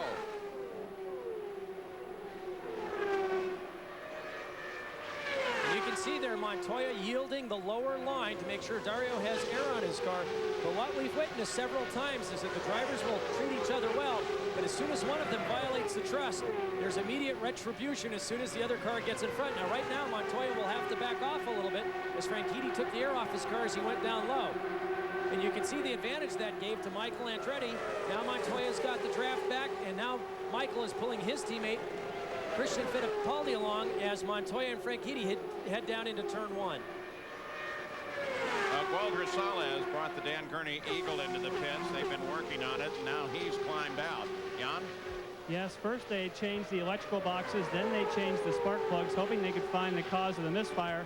And unfortunately, they were not able to find it, so it appears as though the Toyota power plant may have been damaged. His day is done. Well, as we continue to watch the Franchitti-Montoya battle for second place with Michael and Christian Fittipaldi, the two Newman Haas cars, closing in just behind. Try this on for size. Now, officially, you count a lead change at the start-finish line. There have been 21 of those in our 168 laps. 59 different lead changes around the racetrack, though, where there's a pass going into 2 and then a repass going back into 3. We'll take a look at the line as they cross. Leader's been running laps at 220 miles an hour. He does it again. And as we watch these two Renard Honda-powered cars, the Renards look the same from a distance, but what's unique to the Honda-powered cars is that both Montoya, Vassar, and the rest of the gang, Franchitti, Tracy, Kanaan, are all running 95 Renard front wings. The Hondas have a special air snorkel for their turbochargers and air inlets for the engines, and because of the change at the back of the car, they've had to go back to an earlier wing to help balance the car at the front. So some of the cars are running 99 wings if they're of Cosworth or Mercedes power plant, but the Hondas are running 1995 Renard front wings. Just a little interesting insight. What's the difference? Very, very small, but this field is so close and so competitive, and the balance is so close that they're looking for any advantage they can, and going back to an earlier part was the advantage that they needed. Michael Andretti was the quickest last lap. Now Max Pappas, and he's running alone, by the way, kicks it up to 221.1, fastest on the last lap around. Michael's been having the advantage of being in the tow, and so that's kicking his speed up some. Pappas last time around 220.9. And we've seen the Rahal team all year long has been consistently the quickest through the speed traps. They do a lot of the Renard aerodynamic development. Rahal in the past himself has always been one of the fastest cars through the traps, and somehow they figured out to produce downforce and straight line speed to find that perfect combination. And Max, without help of the tow, is turning consistently the quickest laps of the field. You saw the interval. Pappas back to Franchitti. In numbers, it's 4.7 seconds. Franchitti, for the moment, does not have Montoya on top of him, but Montoya does have Michael Andretti charging. And as we watch this, let's go down to the Dan Gurney pits in Jan Beekes. Yes, and Walter Salas, we saw him climb from the car. Toyota has made a lot of progress, but it didn't go for you today. Yeah, they made great progress. Pruitt qualified 5th, Cristiano qualified 11th. We're doing, trying to bring the Toyota and the Eagle car to the end. We're running 14, like 120 laps to go about that. And unfortunately, something happened coming out of 2. We don't exactly know if it was electrical or mechanical, but we just got a misfire coming out of 2. We tried to fix it, but we couldn't do it. Thanks. Thank you. We were running at a record pace up at 191 miles an hour. It's fallen off a bit now to 186 with the last yellow caution period. Pappas lead. I can't believe he actually filmed. Max Pappas, they didn't make any changes, but he got 4 tires and fuel. They're excited. Everything going exactly the way Team Rahal wants. And with that, Dario Franchitti picks up the lead of the race, 178 laps. When Pappas makes his stop, we expect Franchitti, Montoya, and Andretti all in very shortly. And in fact, here they come. Montoya smoking the right front. Come around the Ganassi crew. And Dario Franchitti heads in. Montoya peels off for the Target Jeep Ganassi team. And Gary Gerould waits for Franchitti. We'll take a look at Team Cool Green in action here for Dario. Lane limiter on the way out. Let's have plus half a turn of front wing, Alex. There you heard it. Half turn front wing. That's the change that they'll make in terms of the handling. Holding him. Gravity fuel flow a little slower now this late in a 500-mile race. Got it rolling. Franchitti gets away first. Some hesitation for Montoya. And finally, he's rolling as well. Observing the pit speed limit, 50 miles an hour. And now beginning to come back up to speed. And that 50 miles an hour is so tough. There's only 2 places where they're allowed to use carbon fiber brakes, which is on the super speedways here and at Fontana. Here's what happened to Montoya on that stop. That's why it's so easy to lock these brakes up. They don't use the steel rotors because they get super cooled out on the super speedways. It can explode. You can see him lock the wheels up there. He drove right through the pit box. I mentioned that that can be a problem, and he got over the hose. He'll get a stop and go for that. Adrian Fernandez, yes, Paul, is having his pit stop. They took 1 pound of air out of each of the tires. They're waiting for fuel. Seems like a little bit slow. 14.5. We've seen some other guys pull 10-second pit stops down here. Michael Andretti leader. He's in. Long run down the pits at the somewhat reduced speed limits. Right front tire man Tim Coffey puts his hand up to shade his eyes and look for his car, and here's Michael and here's Gary. Now they're going back to the previous downforce setup, whatever that means, according to a radio conversation. So we'll watch closely. Now there are changes, 2, 3, 3.5 turns up front. Actually, it translates to about 1.5 actual turns, and Andretti is rolling 13.5. I'd say that was a terrific stop this late in the race. In fact, a great stop for Michael Andretti.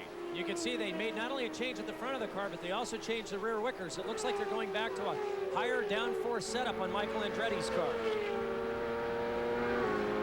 And as I said, Paul, the problem is with these carbon fiber brakes, as they come in off the back straightaway at 230 miles an hour, they start dragging the brakes, trying to get temperature in the carbon fiber brakes. They only work once they're very hot. They have to transition down to 50 miles an hour. And then from asphalt to concrete, it gets very slick. These cars have almost no downforce with these tunnel blockers and the Hanford device, and it's very easy to misjudge the pit entry, just as we saw Montoya do. And with those stops, Max Pappas maintains his lead. Michael Andretti second, Dario Franchitti third, and Paul Tracy now being shown as fourth. If you're wondering about Montoya's entanglement with that hose, well, they are looking at it in race control, but because it was with the front wheels, and no, Scott Pruitt. Scott Pruitt, who was up at the front with the pit stops and now sits against the wall.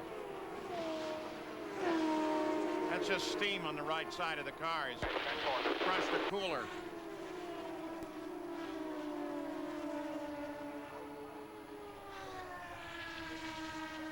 Well, if it only would have been a lap or two ago, the leaders could have taken advantage of it. Look how high he is, Paul. The same thing we've seen all day. Up in the gray. Just no grip up there.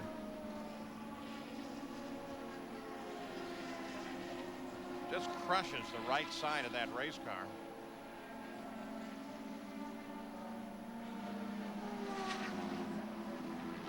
And it's the exact same place that we've seen all the other incidents of the day. You just get up high out of the groove, you lose grip, the car's into the wall. First report is that Scott Pruitt is in fact okay as they now work to collect the fluids. Al Unser Jr. is going to pick up the advantage of this. He had not come in for a stop, and so he will come in under the yellow. So the game continues to be played over in the Penske pits, and it may work to little Al's advantage. I'm going to Kansas City. Our thanks for these aerial shots to the pilots and crew of the Goodyear Blimp Stars and Stripes. Next year, watch for the newest Goodyear blimp in the fleet to be based now in Sydney, Australia. Well, Max Pappas is the leader of the race, but our Toyota Spotlight is going to take a look at Juan Montoya's day. Look at this stop. Slides through the pit, hooks the hose. Now, because he went over the hose with the front and therefore on powered wheels, there will be no penalty. He kind of suffered his own on that long stop and sits back in 8th place now. Also, if you've been keeping track of Tony Kanaan driving for Jerry Forsyth, Kanaan finally was able to get back on the lead lap and is moving forward as well. He sits in 9th place. Al Unser Jr. is on the lead lap with that stop. Make for some interesting moves toward the end of the race, but Al Unser Jr. sits 10th. Gary? Monitoring radio conversations during the lull under yellow, Michael Andretti inquiring with the team, getting the rundown on where everybody stands. He knows he's second. He knows Pappas is first. He keeps asking, where's Juan? The one guy that he's concerned about, there's Montoya. Montoya right now back there, what is it, 7th or 8th spot, I believe, on the unofficial lineup. Let's check with not Juan, but Jan. There you go, Gary. You know, not only is he concerned about Juan, but earlier he was asking what wicker is Pappas running on his car, because they were trying to figure out what wicker does he want to have the straight line speed to battle him, since in fact right now Max Pappas is the man to beat. Now, speaking of Team Rahal, I don't know if we reported that Bryan Herta is out. The reason is he had a broken suspension, the car was bottoming, and they didn't want to take a chance. No, in fact, John, that is the first report that we've had of that for Bryan Herta. Thank you very much. So there is Montoya. He sits back in 8th place. Michael's worried. Pappas is, in fact, the leader of the race under this caution. 189 laps complete. Pappas leading for the first time. Look up at the spotters. There's Bobby Rahal, Pappas' owner. We'll be back after this message and a word from our ABC station. Saturday, August 7th, the Michigan Speedway. We are still under the caution. Max Pappas is the leader of the race, and the reason for the caution involves Scott Pruitt, who got against the wall very much like, what, 2 years ago? 1997, Bobby Rahal, Scott Pruitt, and another driver who shall remain unnamed all got up high coming out of turn 2 at that same impact area. Unnamed, but he looked a lot like John Stone. Let's go to Gary. Well, Scott Pruitt released from the medical center. The crew members coming by, your father, your engineers, John Jick, everybody checking you out. You feeling all right at this point? Yeah, I'm okay, just disappointed. You know, we were expecting a lot of things today from Toyota with the Pioneer car, and you know, I don't know what happened. I was playing just a very, very conservative race, not taking any chances, not doing anything crazy, you know, just giving up early, even in traffic, just, you know, wanting to finish. We just put on a new set of tires, went down through 3 and 4. The car was great, went down into 1. Turned, and the thing just never turned, and it just push, and then it got in the gray, and then it was gone. Did you feel like you had a car that could win this race because you were playing it so conservative and hanging up there with that top 10? Yeah, you know, that was our whole strategy, was just hanging the top 10. You know, just stay on the lead lap, hang the top 10, just, you know, keep getting the car better, which we were. Being very conservative, which I was. So I'm just shocked, disappointed. Thank you, Scott. Jan? Well, you know, they had some concerns down here for Al Unser Jr. and the Penske team. The fuel is not going into the car the way they wanted. So they went to the top of the fuel tank here, opened it up to try and find out if there's any blockage that might be making it flow more slowly. And, of course, these guys try and stay light in a 500-mile race. They said, I can't see. Anybody got a lighter? Max Pappas may be looking at his first win at the U.S. 500 as we're ready to go back to the green again. Green flag comes out. Here we go. Pappas pulls away, but look behind him. Franchitti, Andretti, Tracy and Franchitti split Andretti. Now those two teammates battle, and they battle for second. Michael drops back to 4th. It'll be interesting to see if the changes to Michael's downforce level work. He figures he's got enough straight line speed because of the draft. He was lifting so much out of the throttle with the low downforce setup. I think they've gone to that high downforce setup so he can carry more speed into and through the corners. We'll see if it works. Franchitti to the inside, Paul Tracy up high, battle for second place. Team, by the way, was so happy with the 1-2 finish a week ago that they chartered planes to bring the crew from their Indianapolis shop up to Michigan as a reward. Are they going to be able to maybe pull that off again? Well, not if Max Pappas has anything to say about it. And the great strength of this Team Green is the fact that Dario and Paul work together. All the engineers collaborate with information. And it's so unusual because even in two-car teams, not like Patrick, where you've got PJ in the Swift and Adrian in the Renard, but teams like Newman Haas going to Team Ganassi, you don't see the same consistency in driving technique. You don't see the drivers working as closely together as Tracy and Franchitti. That is the great strength of this team. Michael Andretti fights with Franchitti. Remember that Paul Tracy and Dario Franchitti, as we look down from the Honda Helicam, they actually qualified with exactly the same time and had to go to the other qualifying lap to decide how they would start. Now, each of those cars, the Team Green cars, have their entire separate sets of engineers. And one of the members, in fact, Barry Green, was overheard to say, well, if we come in with exactly the same results, maybe we don't need one of those sets of engineers. And, of course, Don Halliday working with Dario Franchitti, Tony Sekeli working with Paul Tracy. You've got Tony Bellite overseeing the engineering and aerodynamic developments. Scott Graves working there. A young man named Brian Page, I believe, an aerodynamicist working there. I've heard of that kid. son of a broadcaster, very, very strong engineering department, well-managed team, really coming into its own. Oh, you hear Michael having to lift there. Couldn't quite let the car out to the exit with Dario where he was. Dario not quite using up all the road on the exit. Michael obviously wanting to use all of it that he can. You can see how he can make the move down on the inside. He's carrying a lot more throttle. We can hear it on the audio from the onboard camera than he was able to before because of that increased downforce. Whoa, what a quick move by Franchitti. And look at Christian Fittipaldi working on Tracy. And you've got to be really careful when you pull down that fast because you have no air over the front of the car in the draft. And as the car clears the one in front of it and gets fresh. Dario asking for more wing, especially now that he's working with Michael. Michael with that increased downforce, I'm sure Dario's feeling a little short-changed. But when you pull down that fast, Paul. Probably a turn, and then both sides, then I'll start the weight jacker out. So he's asked for at least a turn. He said he's got the weight jack removed all the way over. You know, it never ceases to amaze me. They're going down these straightaways at upwards of 245, 250 miles an hour, thinking out what they need and chattering on the radio. Gary? Well, you know, it's interesting. We confirmed with Ed Nathman, with Michael Andretti's team, the team manager, that on that last stop, they in fact did make changes front and rear. Oh, as they battle up here, this continues a torrid fight. But they were skidding around too much. In Nathman's word, they had to go back to an original downforce setting. So supposedly, there should be more downforce now for Andretti. But he's still got his hands full as he battles with Dario, swapping positions. And you know, it's amazing here, Paul, is the fact that Max Papis is able to run as fast as he is without the draft at the front.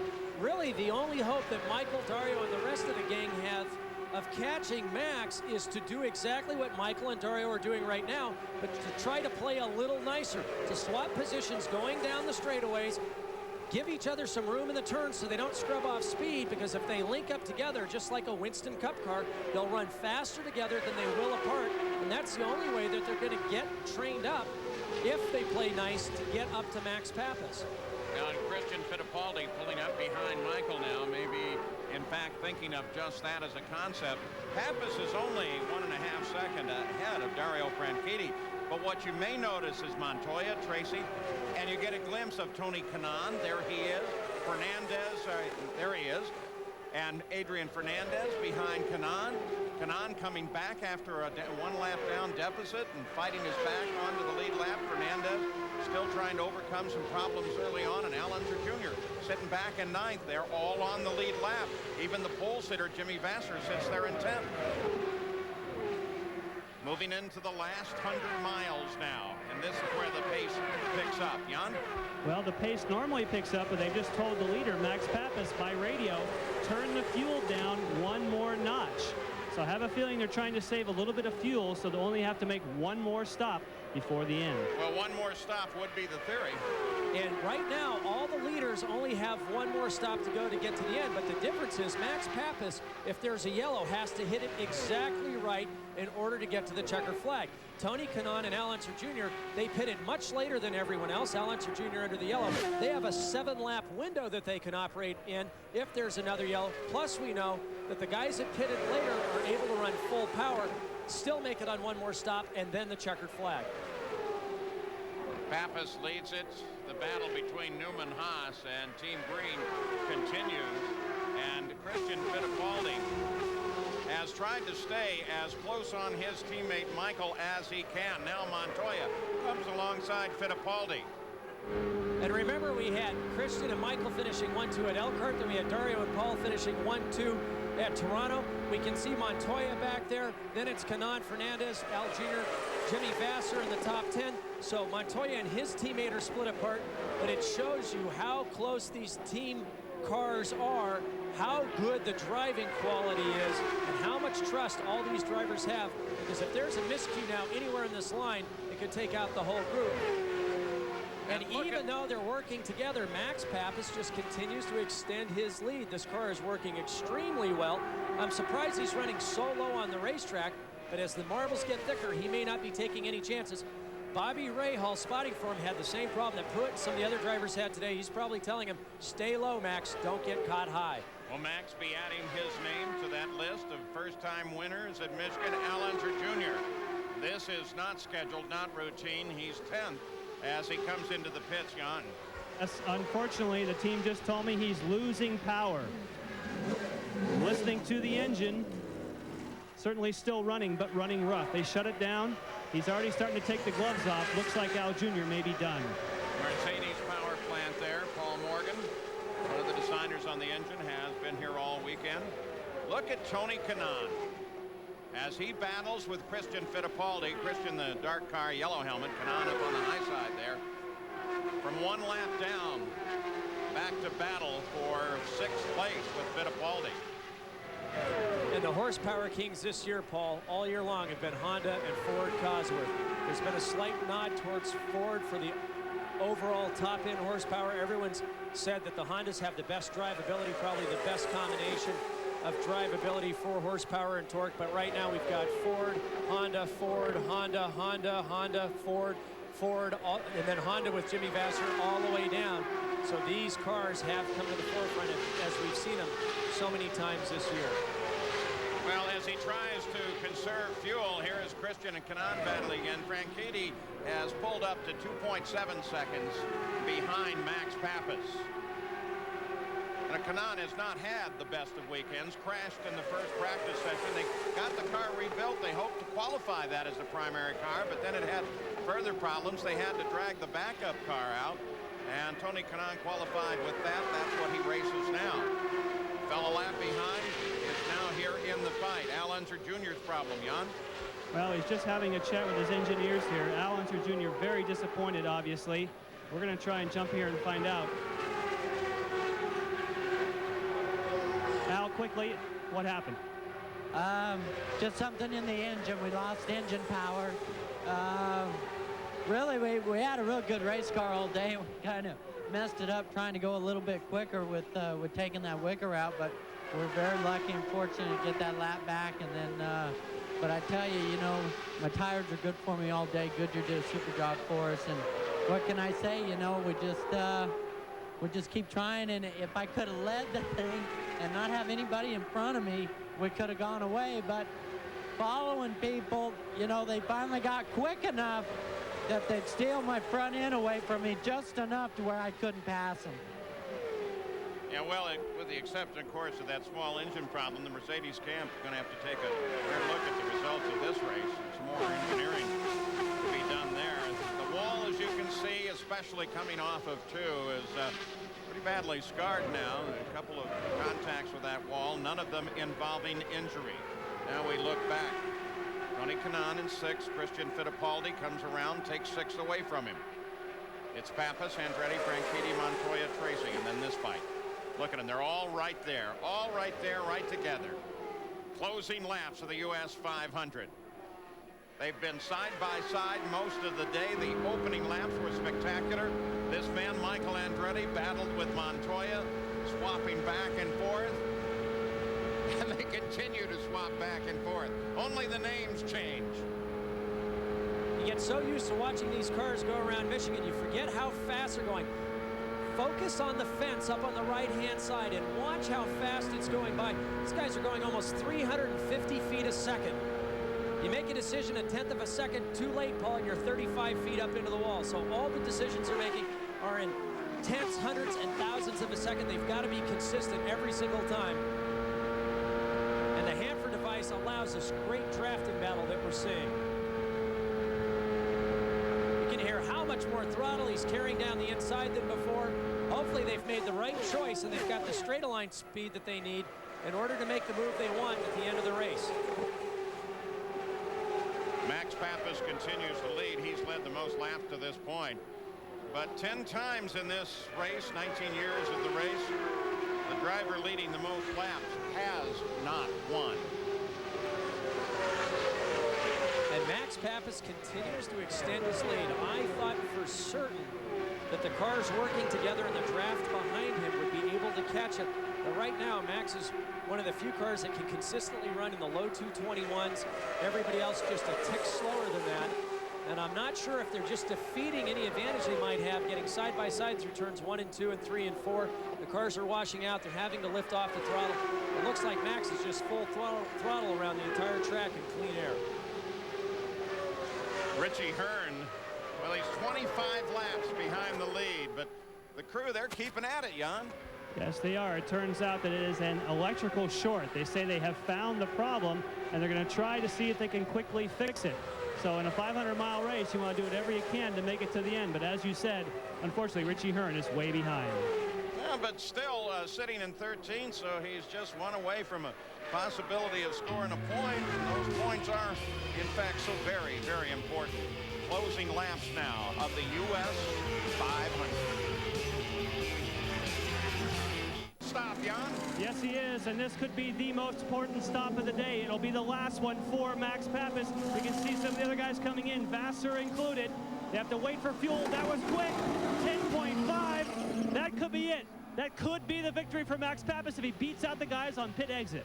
Jimmy Vassar comes in for his stop. Montoya, Franchitti, Kanaan, they have all stayed out. So has Michael Andretti and Christian Fittipaldi. They should be in next time around, or at least within the next 2 laps. This is the 221st lap. Trouble with the right rear on Jimmy Vassar's car.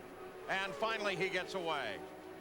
Montoya doing. Here he is. Stop now. Slow down, slow down. Slow down. Slow down, slow down, slow down. Chip Ganassi didn't want a repeat of the last stop. Almost got the same thing, though. Gary? We're up the line with Franchitti. We're looking down toward Montoya, watching what appears to be routine. There's a change up front. Finishing the tire changing, listening to Ganassi. Go, go, go. Montoya is out. We await Franchitti. Believe he's on pit road now. Dario Franchitti is indeed on pit road with Christian Fittipaldi just behind him. There's Christian. They both head for their pits. Tony Kanaan will pick up the lead of the race with these stops. Reset your fuel, +1, turn both sides, Alex. 10-day limiter on the way out. They tried to stretch it out to take advantage of a short fuel field if possible. 27 laps to go. Boy, Franchitti really keeping the revs up. 14.5 seconds. He gets around Christian Fittipaldi as Fittipaldi reels out. And Michael Andretti, who has managed again to stretch it a lap behind everyone else. Jan Beekens. While we wait for Michael, let's watch Adrian Fernandez. They're expecting to put one turn in on the front wing because he has push. And for him, it's about 12.1 seconds. Gary? Watching the crew now with Andretti. Everything routine, no changes on the handling package up front. He's out of here. So now everybody has made their last stops among the leaders thus far, with the exception of Tony Kanaan. And there is Tony Kanaan. You would expect him in at any moment. 225th lap complete, 25 to go in the U.S. 500. Tony Kanaan, who's struggled his way back up to the front after going 1 lap down. And I'm amazed on that last set of stops, Paul, that Max Papis was able to have a stop 4 seconds quicker than Dario Franchitti. Keep in mind, as Gary and Jan have mentioned so many times, less fuel in the tank. It's a gravity flow system, less pressure. It should take longer, yet they did it just over 10 seconds. And Max was pulling out 0.2 seconds a lap lead over the rest of the pack prior to his pit stop. That is amazing. The other thing I wanted to note is you saw them adjust the inside wings on Adrian Fernandez's car. The outside wing isn't as effective as they go through the corners. It gets turbulent flow from the nose as it diagonals down into the corner. So if they're making a very fine adjustment like we saw in Max Papis's car the previous stop, they'll adjust the outside wing. If they want more range of adjustment, more effectiveness, they'll go to the inside wing. Tony Kanaan's last stop was on the 187th lap, and he is due into the pits next time around. That will give the lead back to Max Papis. But Tony Kanaan has had a brilliant drive after overcoming adversity this weekend. Paul, you can almost feel the energy feeding off Steve Horn and this team as they await Kanaan. They know they've had a brilliant afternoon coming from a lap down, and now they've got a shot here. They've gone a couple of laps further, so in theory, the fuel fill should be just a bit quicker. We don't expect any changes. We'll find out momentarily. Kanaan right on target. A thumbs up from the cockpit to Steve Horn. We watch the time. Waiting for the fueling to be complete. There he goes. 11.2. Those couple extra laps may have paid off a bit. And here comes Max Pappas, the leader. Boy, Kanaan lit it up pretty hot right at the end of that speed limit zone. Let's hope that he didn't nip into the speed limit. Max Pappas takes the lead back from Tony Kanaan. And Andretti should be following Pappas, but no, look at Kanaan. He comes out in second place. And even though he's got full tanks, as hot as it is, and the Firestones come in so quickly, if you have a lot of confidence in your car, you can run out of the pits, down into turn 3, nearly flat, and do the first flying lap flat out or very, very close to it. And as pumped as Tony Kanaan is, you know he's going to push absolutely as hard as he can. This could be the best finish for Tony Kanaan this year. Andretti and Franchitti split Dennis Vitolo and continue to hammer at one another. Montoya is just behind them. Jan? Yes, just monitored a radio conversation between Bobby Rahal and Max Pappas. Bobby said, run hard, Max. This is your race to win, baby.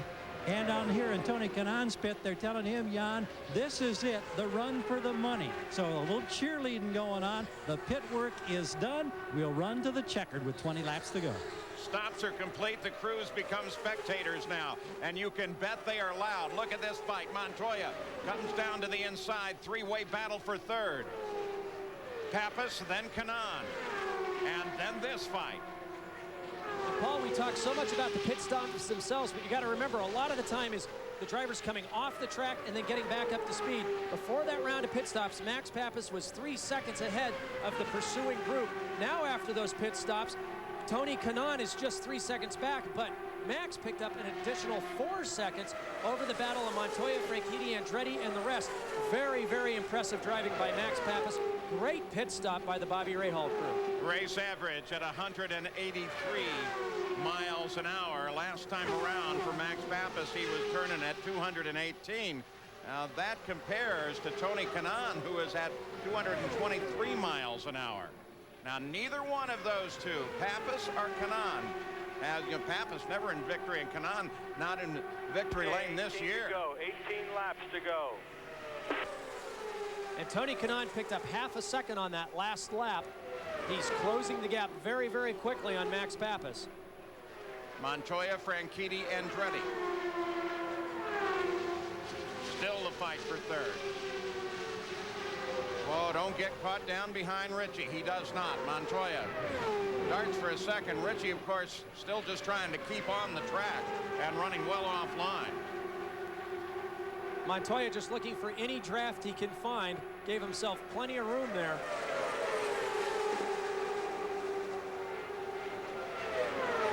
And now Tony Kanaan's 1.9 seconds behind Max Pappas. He's lowered another 0.4 of a second from that previous lap. Turning 223.3 miles an hour, a full 3.3 quicker than Max Pappas. Something to consider here. It's Pappas, Kanaan, Montoya. Montoya comes here, the points leader, in 11 of 19 races thus far. The championship winner, the fellow who took the championship home at the end of the year, finished in the top 3. Does that bode well for Montoya? Max Pappas, 1.75 seconds ahead. Jan? Well, here's a scary report. He just called in and said, I feel a vibration on the right rear. The crews checked it out, said, don't worry, everything's okay. Hang in there. At the line, let's see who's quickest. Last time around, Pappas at 2:21.5. He does it again. It's a little unnerving if you pick up a vibration at the back of the car. We know he's just put on a fresh set of tires. If the tires are just slightly out of balance, or if he spun the tires under acceleration on the wheels coming out of the pit lane, it'll unbalance the tires and wheel combination, and it'll put a vibration through the entire car. They now have tire pressure sensors on the wheels. The driver's greatest fear is that a tire is going down, or that you're losing an upright, or some sort of other bearing gearbox problem in the back, but they've told Tony Kanaan, you just go for it. Look at this. Jimmy Vasser, the pole sitter, who's been pretty quiet most of the way, comes up and battles with Montoya, and this is a battle for third. And I'm not surprised at all by this, Paul. Just like we heard Scott Pruitt earlier, Jimmy Vasser, I'm sure, has just been waiting for the opportunity, trying to take the best care of the equipment possible, not do anything other than drive very conservatively, but he knows now he's got to get up to speed quickly, get by Montoya, and go after Kanaan if he's got a chance at Pappas. That's what Jimmy Vasser has done today. Fell down to the bottom of the top 10. Now he's up here with Montoya, and he's around him. Vasser picks up third place. Going into this race, Jimmy Vasser, one of my top picks to win this race. He's done it before. He knows what the car has to feel like. He knows how patient you have to be in the beginning. Teammates battle for third. Interval from the leader to second place, Tony Kanaan. Now 1.4 seconds. He whittled off 3/10 just in that last lap.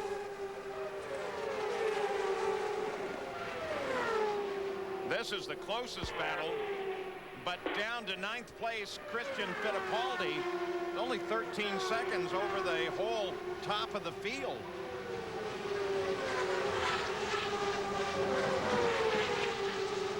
There is Pappas. There is Kanaan working on him. Jan Vikas.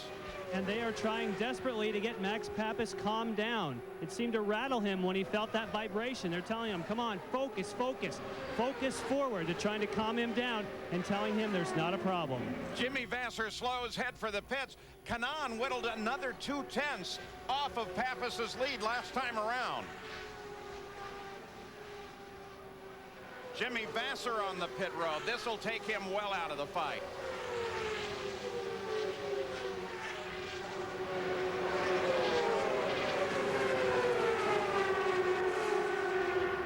So as Vasser falls through the order now, here's the cool green cars, Team Green. Michael Andretti now pursues them. Michael is in 6th, 240 laps complete. We're down to the final 10. Jimmy Vasser was just flying with some of the fastest laps of the day just before he headed for the pit road. Tracy makes his move.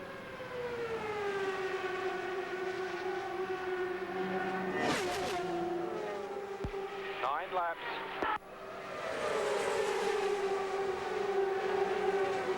Jimmy Vasser's problem, Gary Gerald. Well, Superman and Kryptonite never got along. It loomed up late here, and it cost him big time. This was a problem Tom Anderson just told us on the fueling on the previous stop. They didn't get all the necessary fuel on board. So it was simply a stop for fuel. The engine was dead, had to be refired. Huge, huge and costly mistake. And it explains with the lighter car while he could run so fast just before he had to head in. On board Michael, Pappas, Kanaan. Pappas is stretched out again. Kanaan 1.7 seconds back, then Montoya. Franchitti, Tracy, and Michael Andretti. Look how well Michael's running down low, Paul. That extra downforce allowed him to go all the way down around the inside, but he may not have the straight line speed he needs to hold that pass going down these straightaways. I can sympathize with Jimmy Vasser. I was leading the US 500 in 1996 when we had exactly the same problem, didn't get all the fuel into the car and ran out. And I tell you, it feels like someone's kicked in the stomach when that happens. 7 laps to go. Pappas pulled out another 10th last time around, and he's now pulling away from Kanaan. Pappas, Kanaan, Montoya, then this fight.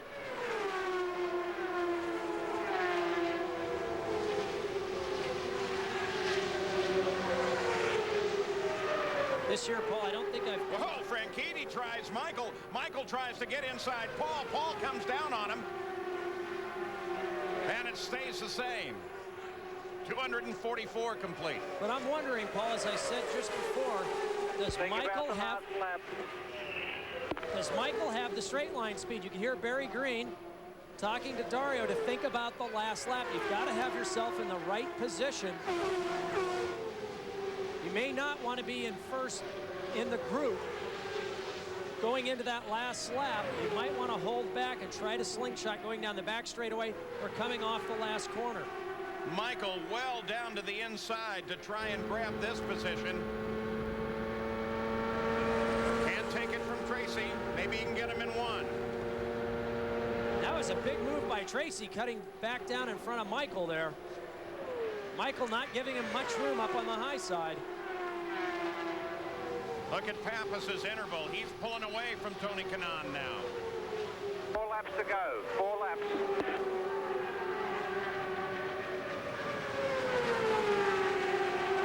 .246 complete the final laps of the US 500. And Max You Pappas. can do it. Hold on now. Be strong. Be mentally strong. No mistakes here. That's Tony Sekeli talking to Paul Tracy. Tony Sekeli, not only a great engineer, but probably one of the best driver coaches in the business. Does a lot of his debrief and setup based on how the driver looks and walks basis instead of what he says. He looks for the confidence, and he's gotten Paul Tracy very, very focused, especially over the last few races. Michael grabs fourth. Pappas, Kanaan, Montoya ahead of him. There is Max Pappas with Tony Kanaan just behind him. 2.7 seconds back. About half a straightaway. And then Montoya. Here comes that battle that's been circulating. And look at Adrian Fernandez. He's going to jump into this thing. Carpentier, the blue car just back, is 2 laps behind the lead, not part of the fight. It'll be really interesting here, Paul, to see if Tracy shuts off the inside for Michael Andretti. See if he tries the low line, trying to take air off Michael's car. The gloves are off now with only 2 laps to go. Max Pappas is going to see an incredible sight next time around. The white flag will tell him just 2 miles, 1 lap to go. And if he can do it, he becomes the 6th driver to score his first career win in a 500-mile race at Michigan. Now 1 lap to go. Max Pappas is on the final lap for Bobby Rahal. Kanaan crossed the line 3 seconds behind him. Montoya 4 seconds back. Down the back straightaway. Will Max Pappas become the 3rd first-time winner this year? It sure looks that way. He runs out of fuel. He runs out of fuel. Kanaan screams past. Kanaan screams into the lead. Montoya's trying to chase him to the line. Oh, so very close. Montoya jumped low at the line. It looked for a moment there like Pappas was just slowing for the flag, and then he slowed further. And by 32 thousandths, Kanaan takes Montoya, and Pappas has to give it away. Oh, Max Pappas pulls it off onto the grass and down to the end of the pit area, and Tony Kanaan takes the win. What an incredible final lap. Just when we were beginning to sing the praises of Max Pappas, suddenly he slows. And we talked about what a narrow fuel window he was on. Well, it was 1 corner and 1 straightaway too short. Tony Kanaan, who pitted much later, was able to run full power all the way to the checkered flag. Oh, for Mad Max, what a day. He had it to the last several hundred yards. And then when the car slowed, Tony Kanaan came flying past and took the win with Montoya pushing Kanaan just as hard as he could. Paul Tracy finished in 3rd, and then Michael Andretti, Dario Franchitti, and Adrian Fernandez. Pappas scored in 7th. Jan Vikas? Well, Tim Cindric is the team manager for Max Pappas. I know this is what we wanted to talk about. On that last stop, did you get all the fuel? Well, on the last stop, the dash had gone out, so we didn't know where the fuel meter was. We made a calculation based off of what the tank said and ran him lean there toward the end, and obviously it was about 1 lap short. Did you know it was close because you had a radio communication on the last lap to go down a little on fuel? Were you nervous? Did you know it could be that tight? Yeah, we went down on the fuel, but we didn't feel that it was that tight, obviously, or we would have gone more. Bitter disappointment, sorry. He drove a great race. Sorry for all the guys at Miller. Sorry for you guys here because everything they did right. You see Max, he sits by the wayside, and here is the winner, Tony Kanaan, in the last couple of 100 yards. Gary? Well, we stand down here at the left front of the car as the crew is pummeling their man, and the helmet will come off. There is a huge trophy that very shortly is going to come up over and be presented, and it will virtually dwarf this popular young Brazilian. He's waited and waited and waited. Christine Horn and the rest of the crew are here, and the emotion now sweeps over Tony Kanaan. Here comes the magnificent Challenge Cup being presented to this young man. The tears whelm in his eyes, and why not?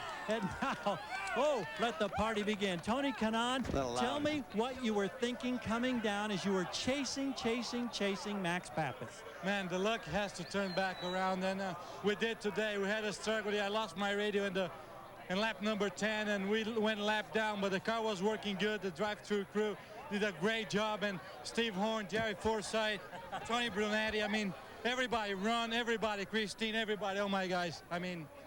How did you get back? How did you work your way back from being a lap down? Flat out all the time, good strategy, and it's our right now. The luck's turning back, so let's go to the next one. As a former Indy Lights champion, working your way up to the champ cars, you've waited a long time for this moment. Is the realization sinking in, and what's it feeling like? Well, it's mine. I'm going to enjoy it with my crew and my guys and my girlfriend and everybody. Mom, I did it. I didn't crash this time. He didn't crash indeed.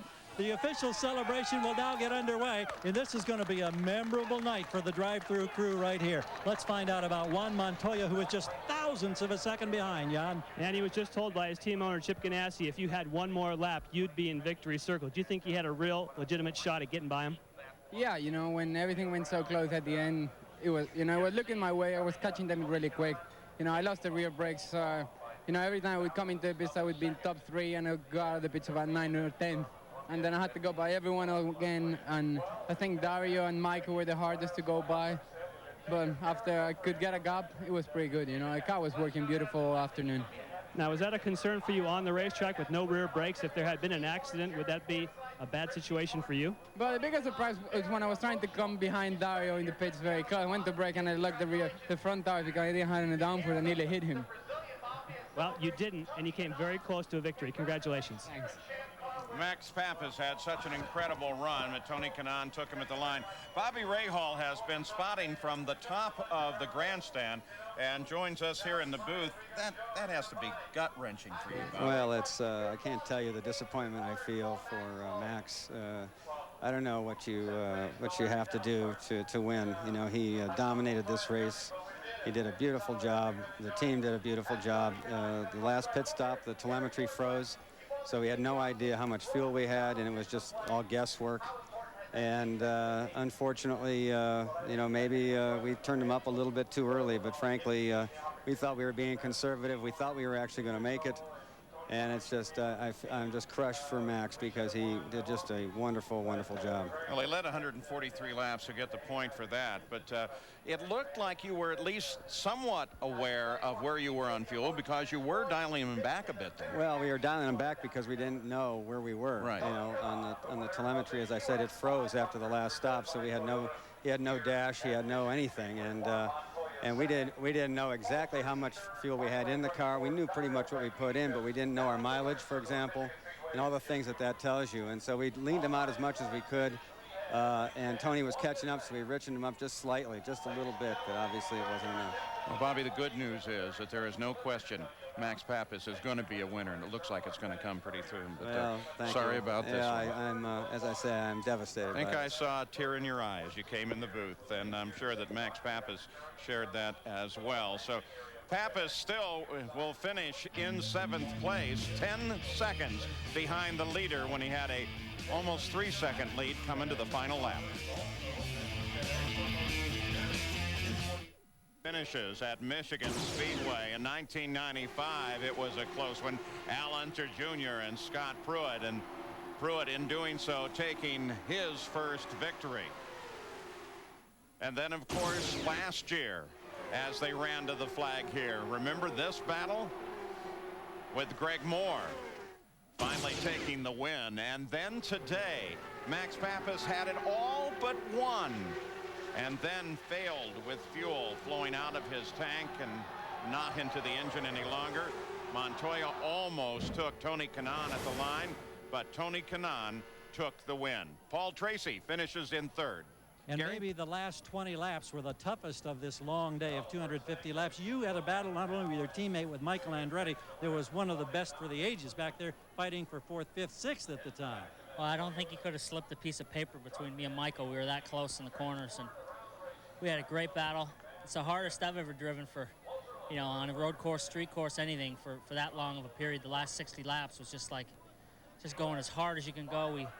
we got some tires on the thing, and it made it a little bit loose coming off. So I was having to hold my breath a little bit, and got a little winded there at the end. But we're glad to bring the cool car home in third. It's what we need in points. We've moved up a couple spots and just chipping away at it. Spot on the podium waiting for you. Get over there. Thank you. All right, let's go to the tough luck guy, Jan. Yes, Max Papis, I've been walking with you, and as you've come down pit road, so many people have come out and congratulated you. Everybody thought you were going to get your first win. Did you know you're that close on fuel? I had no clue. I had no idea.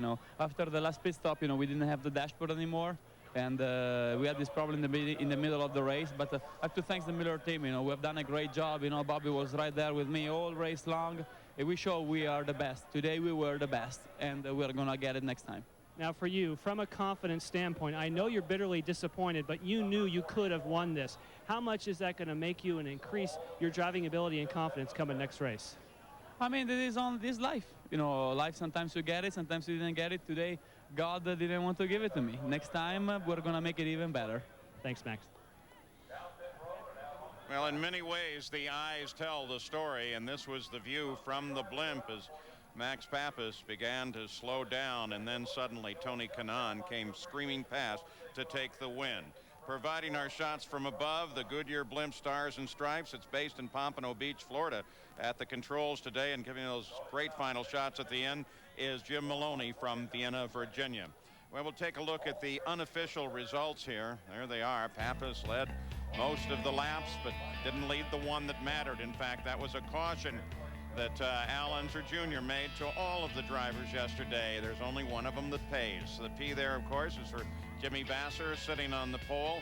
Vasser came home in 9th place, 1 lap behind the lead of the race. What an incredible finish in the US 500. And we'll be back with more after this message and a word from our ABC stations. Life is and overtook 500. The US 500 on ABC Sports. Brought to you by FedEx, proud sponsor of the FedEx Championship Series. Firestone, America's tire since 1900. Ford Ranger, the only compact pickup built Ford tough. And Brewery Fresh Budweiser, official beer of CART. This Bud's for you.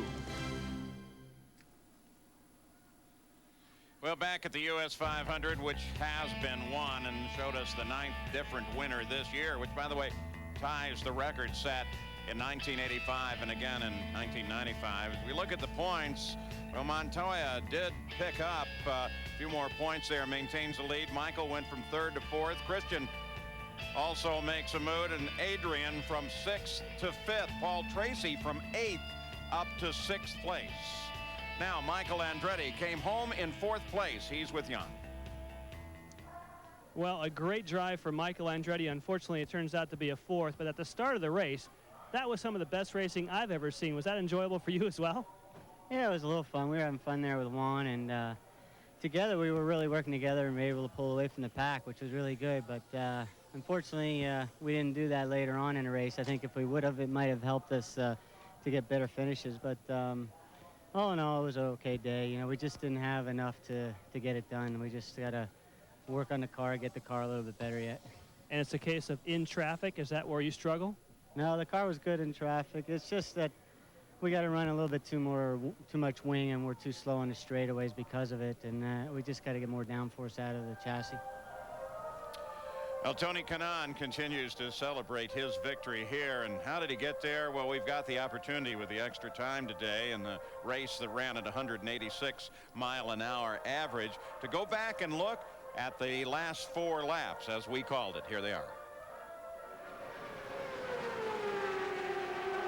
246 complete, the final laps of the US 500. And Max Papis. You can do it. Hold on now. Be strong. Be mentally strong. No mistakes here. That's Tony Sekeli talking to Paul Tracy. Tony Sekeli, not only a great engineer, but probably one of the best driver coaches in the business. Does a lot of his debrief and setup based on how the driver looks and walks basis instead of what he says. He looks for the confidence, and he's gotten Paul Tracy very, very focused, especially over the last few races. Michael grabs 4th. Papis, Kanaan, Montoya ahead of him. There is Max Papis with Tony Kanaan just behind him. 2.7 seconds back. About half a straightaway. And then Montoya. Here comes that battle that's been circulating. And look at Adrian Fernandez. He's going to jump into this thing. Carpentier, the blue car, just back, is 2 laps behind the lead, not part of the fight. It'll be really interesting here, Paul, to see if Tracy shuts off the inside for Michael Andretti. See if he tries the low line, trying to take air off Michael's car. The gloves are off now with only 2 laps to go. Max Papis is going to see an incredible sight next time around. The white flag will tell him just 2 miles, 1 lap to go. And if he can do it, he becomes the 6th driver to score his first career win in a 500-mile race at Michigan. Now 1 lap to go. Max Papis is on the final lap for Bobby Rahal. Kanaan crossed the line 3 seconds behind him. Montoya 4 seconds back. Down the back straightaway. Will Max Papis become the 3rd first-time winner this year? It sure looks that way. He runs out of fuel. He runs out of fuel. Kanaan screams past. Kanaan screams into the lead. Montoya's trying to chase him to the line. Oh, so very close. Montoya jumped low at the line. It looked for a moment there like Papis was just slowing for the flag, and then he slowed further.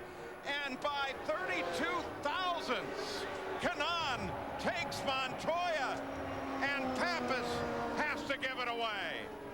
Oh, Max Papis pulls it off onto the... And some hearts soared, others were broken at the end of the run here as we take a look at the unofficial results. 29 official lead changes among 7 different drivers, 4 cautions for 26 laps. And 32 1/1000ths of a second, the margin of victory from Kanaan to Montoya. That's the 2nd closest finish in kart history. Dario Franchitti came home in 5th place after that revolving battle with Andretti and Tracy. Let's go down to Gary Gerould. Well, the other half of the cool combination, Dario Franchitti, ends up with a top 5 today. And we talked with your teammate about that battle late. You and Paul Tracy and Michael Andretti. How enjoyable was it, or how frightening was it?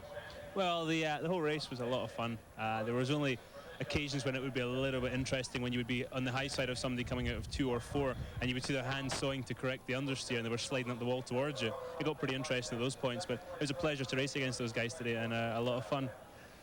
Tell me about the adaptation now. You've had a couple of years in the Champ cars, and getting comfortable in the ovals with the Hanford device at the tremendous speeds, with the turbulence, everything you encounter. Do you feel at home now? Is this kind of second nature to you? Yeah, I certainly felt at home today. I think, especially on a super speedway, it depends how good the car is. And I think the guys at Team Co Green gave me a great car today. The only problem we did have was a tyre going down in the last stint. We put front wing in to fight the understeer that we had. We make a faster car, not necessarily a more consistent car, but a faster one for the run to the finish. And with the tyre going down in the right rear, it just understeered worse than it had all day. So we kind of lost out in the fight for a podium finish. I know you're close with Max Papis. You probably got to feel acutely for him and the pain, because he came so very, very close to winning a 500-mile race. I don't know what to say to him. I think words are pretty useless to Max right now. The guy must be absolutely distraught. He did a great job all day. I mean, he was the class of the field. He could drive away from anybody. And you know, that hopefully he'll take a little bit of comfort in that knowledge that he had us all covered today, but it's not going to help. But I think he'll be back in Detroit and he'll be fighting. You know, I feel sorry for Bobby and all the guys at Rahal, because they've worked really hard, and I think they deserved it today. Dario Franchitti finished in 5th place, 9.1 seconds behind the leader. Honda, all 3 positions on the podium. That's a marvelous mechanical achievement for them. Not far from the track on the south edge of the property, there is a plaque for the 3 fans who were killed during the running of this race last year. They are in our thoughts and in our prayers today.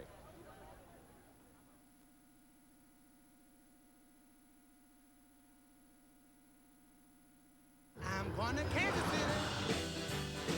Kansas City, here I come. It may be another incredible and emotional finish coming up in our coverage of the Tour de France. The final stage next is Lance Armstrong making an inspirational return to the Tour after a 2-year battle with cancer, and has maintained the overall lead.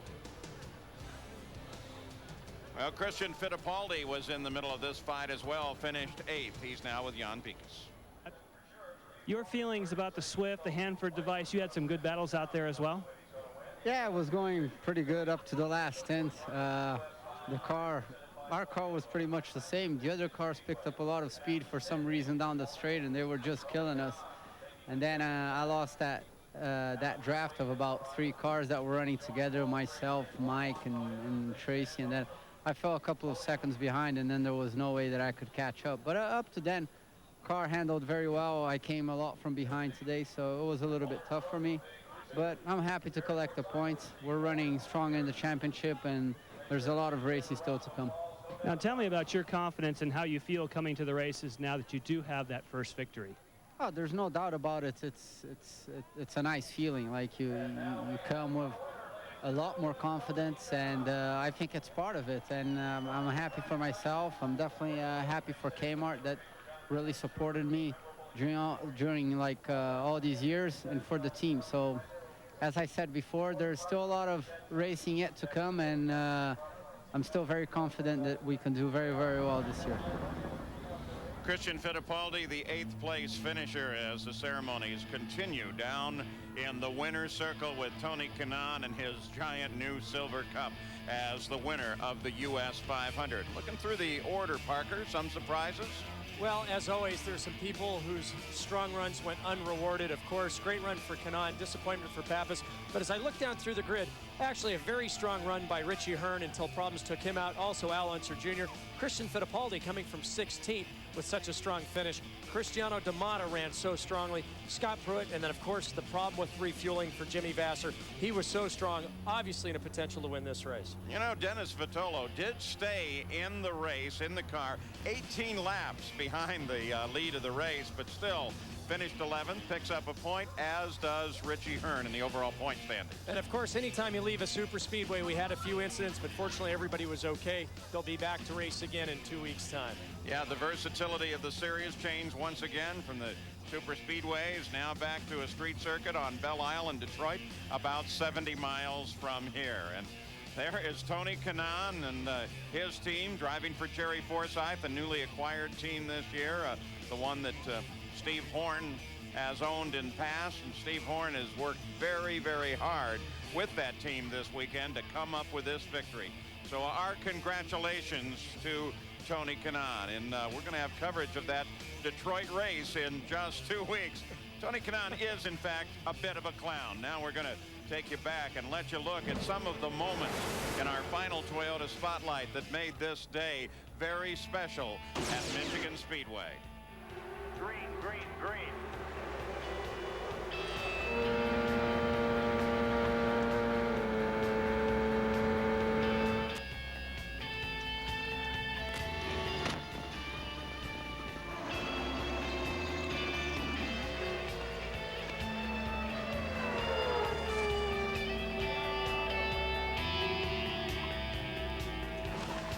Don't forget there'll be coverage of CART today, and then the Tenneco Automotive Grand Prix of Detroit. That's in 2 weeks from Belle Isle in Detroit.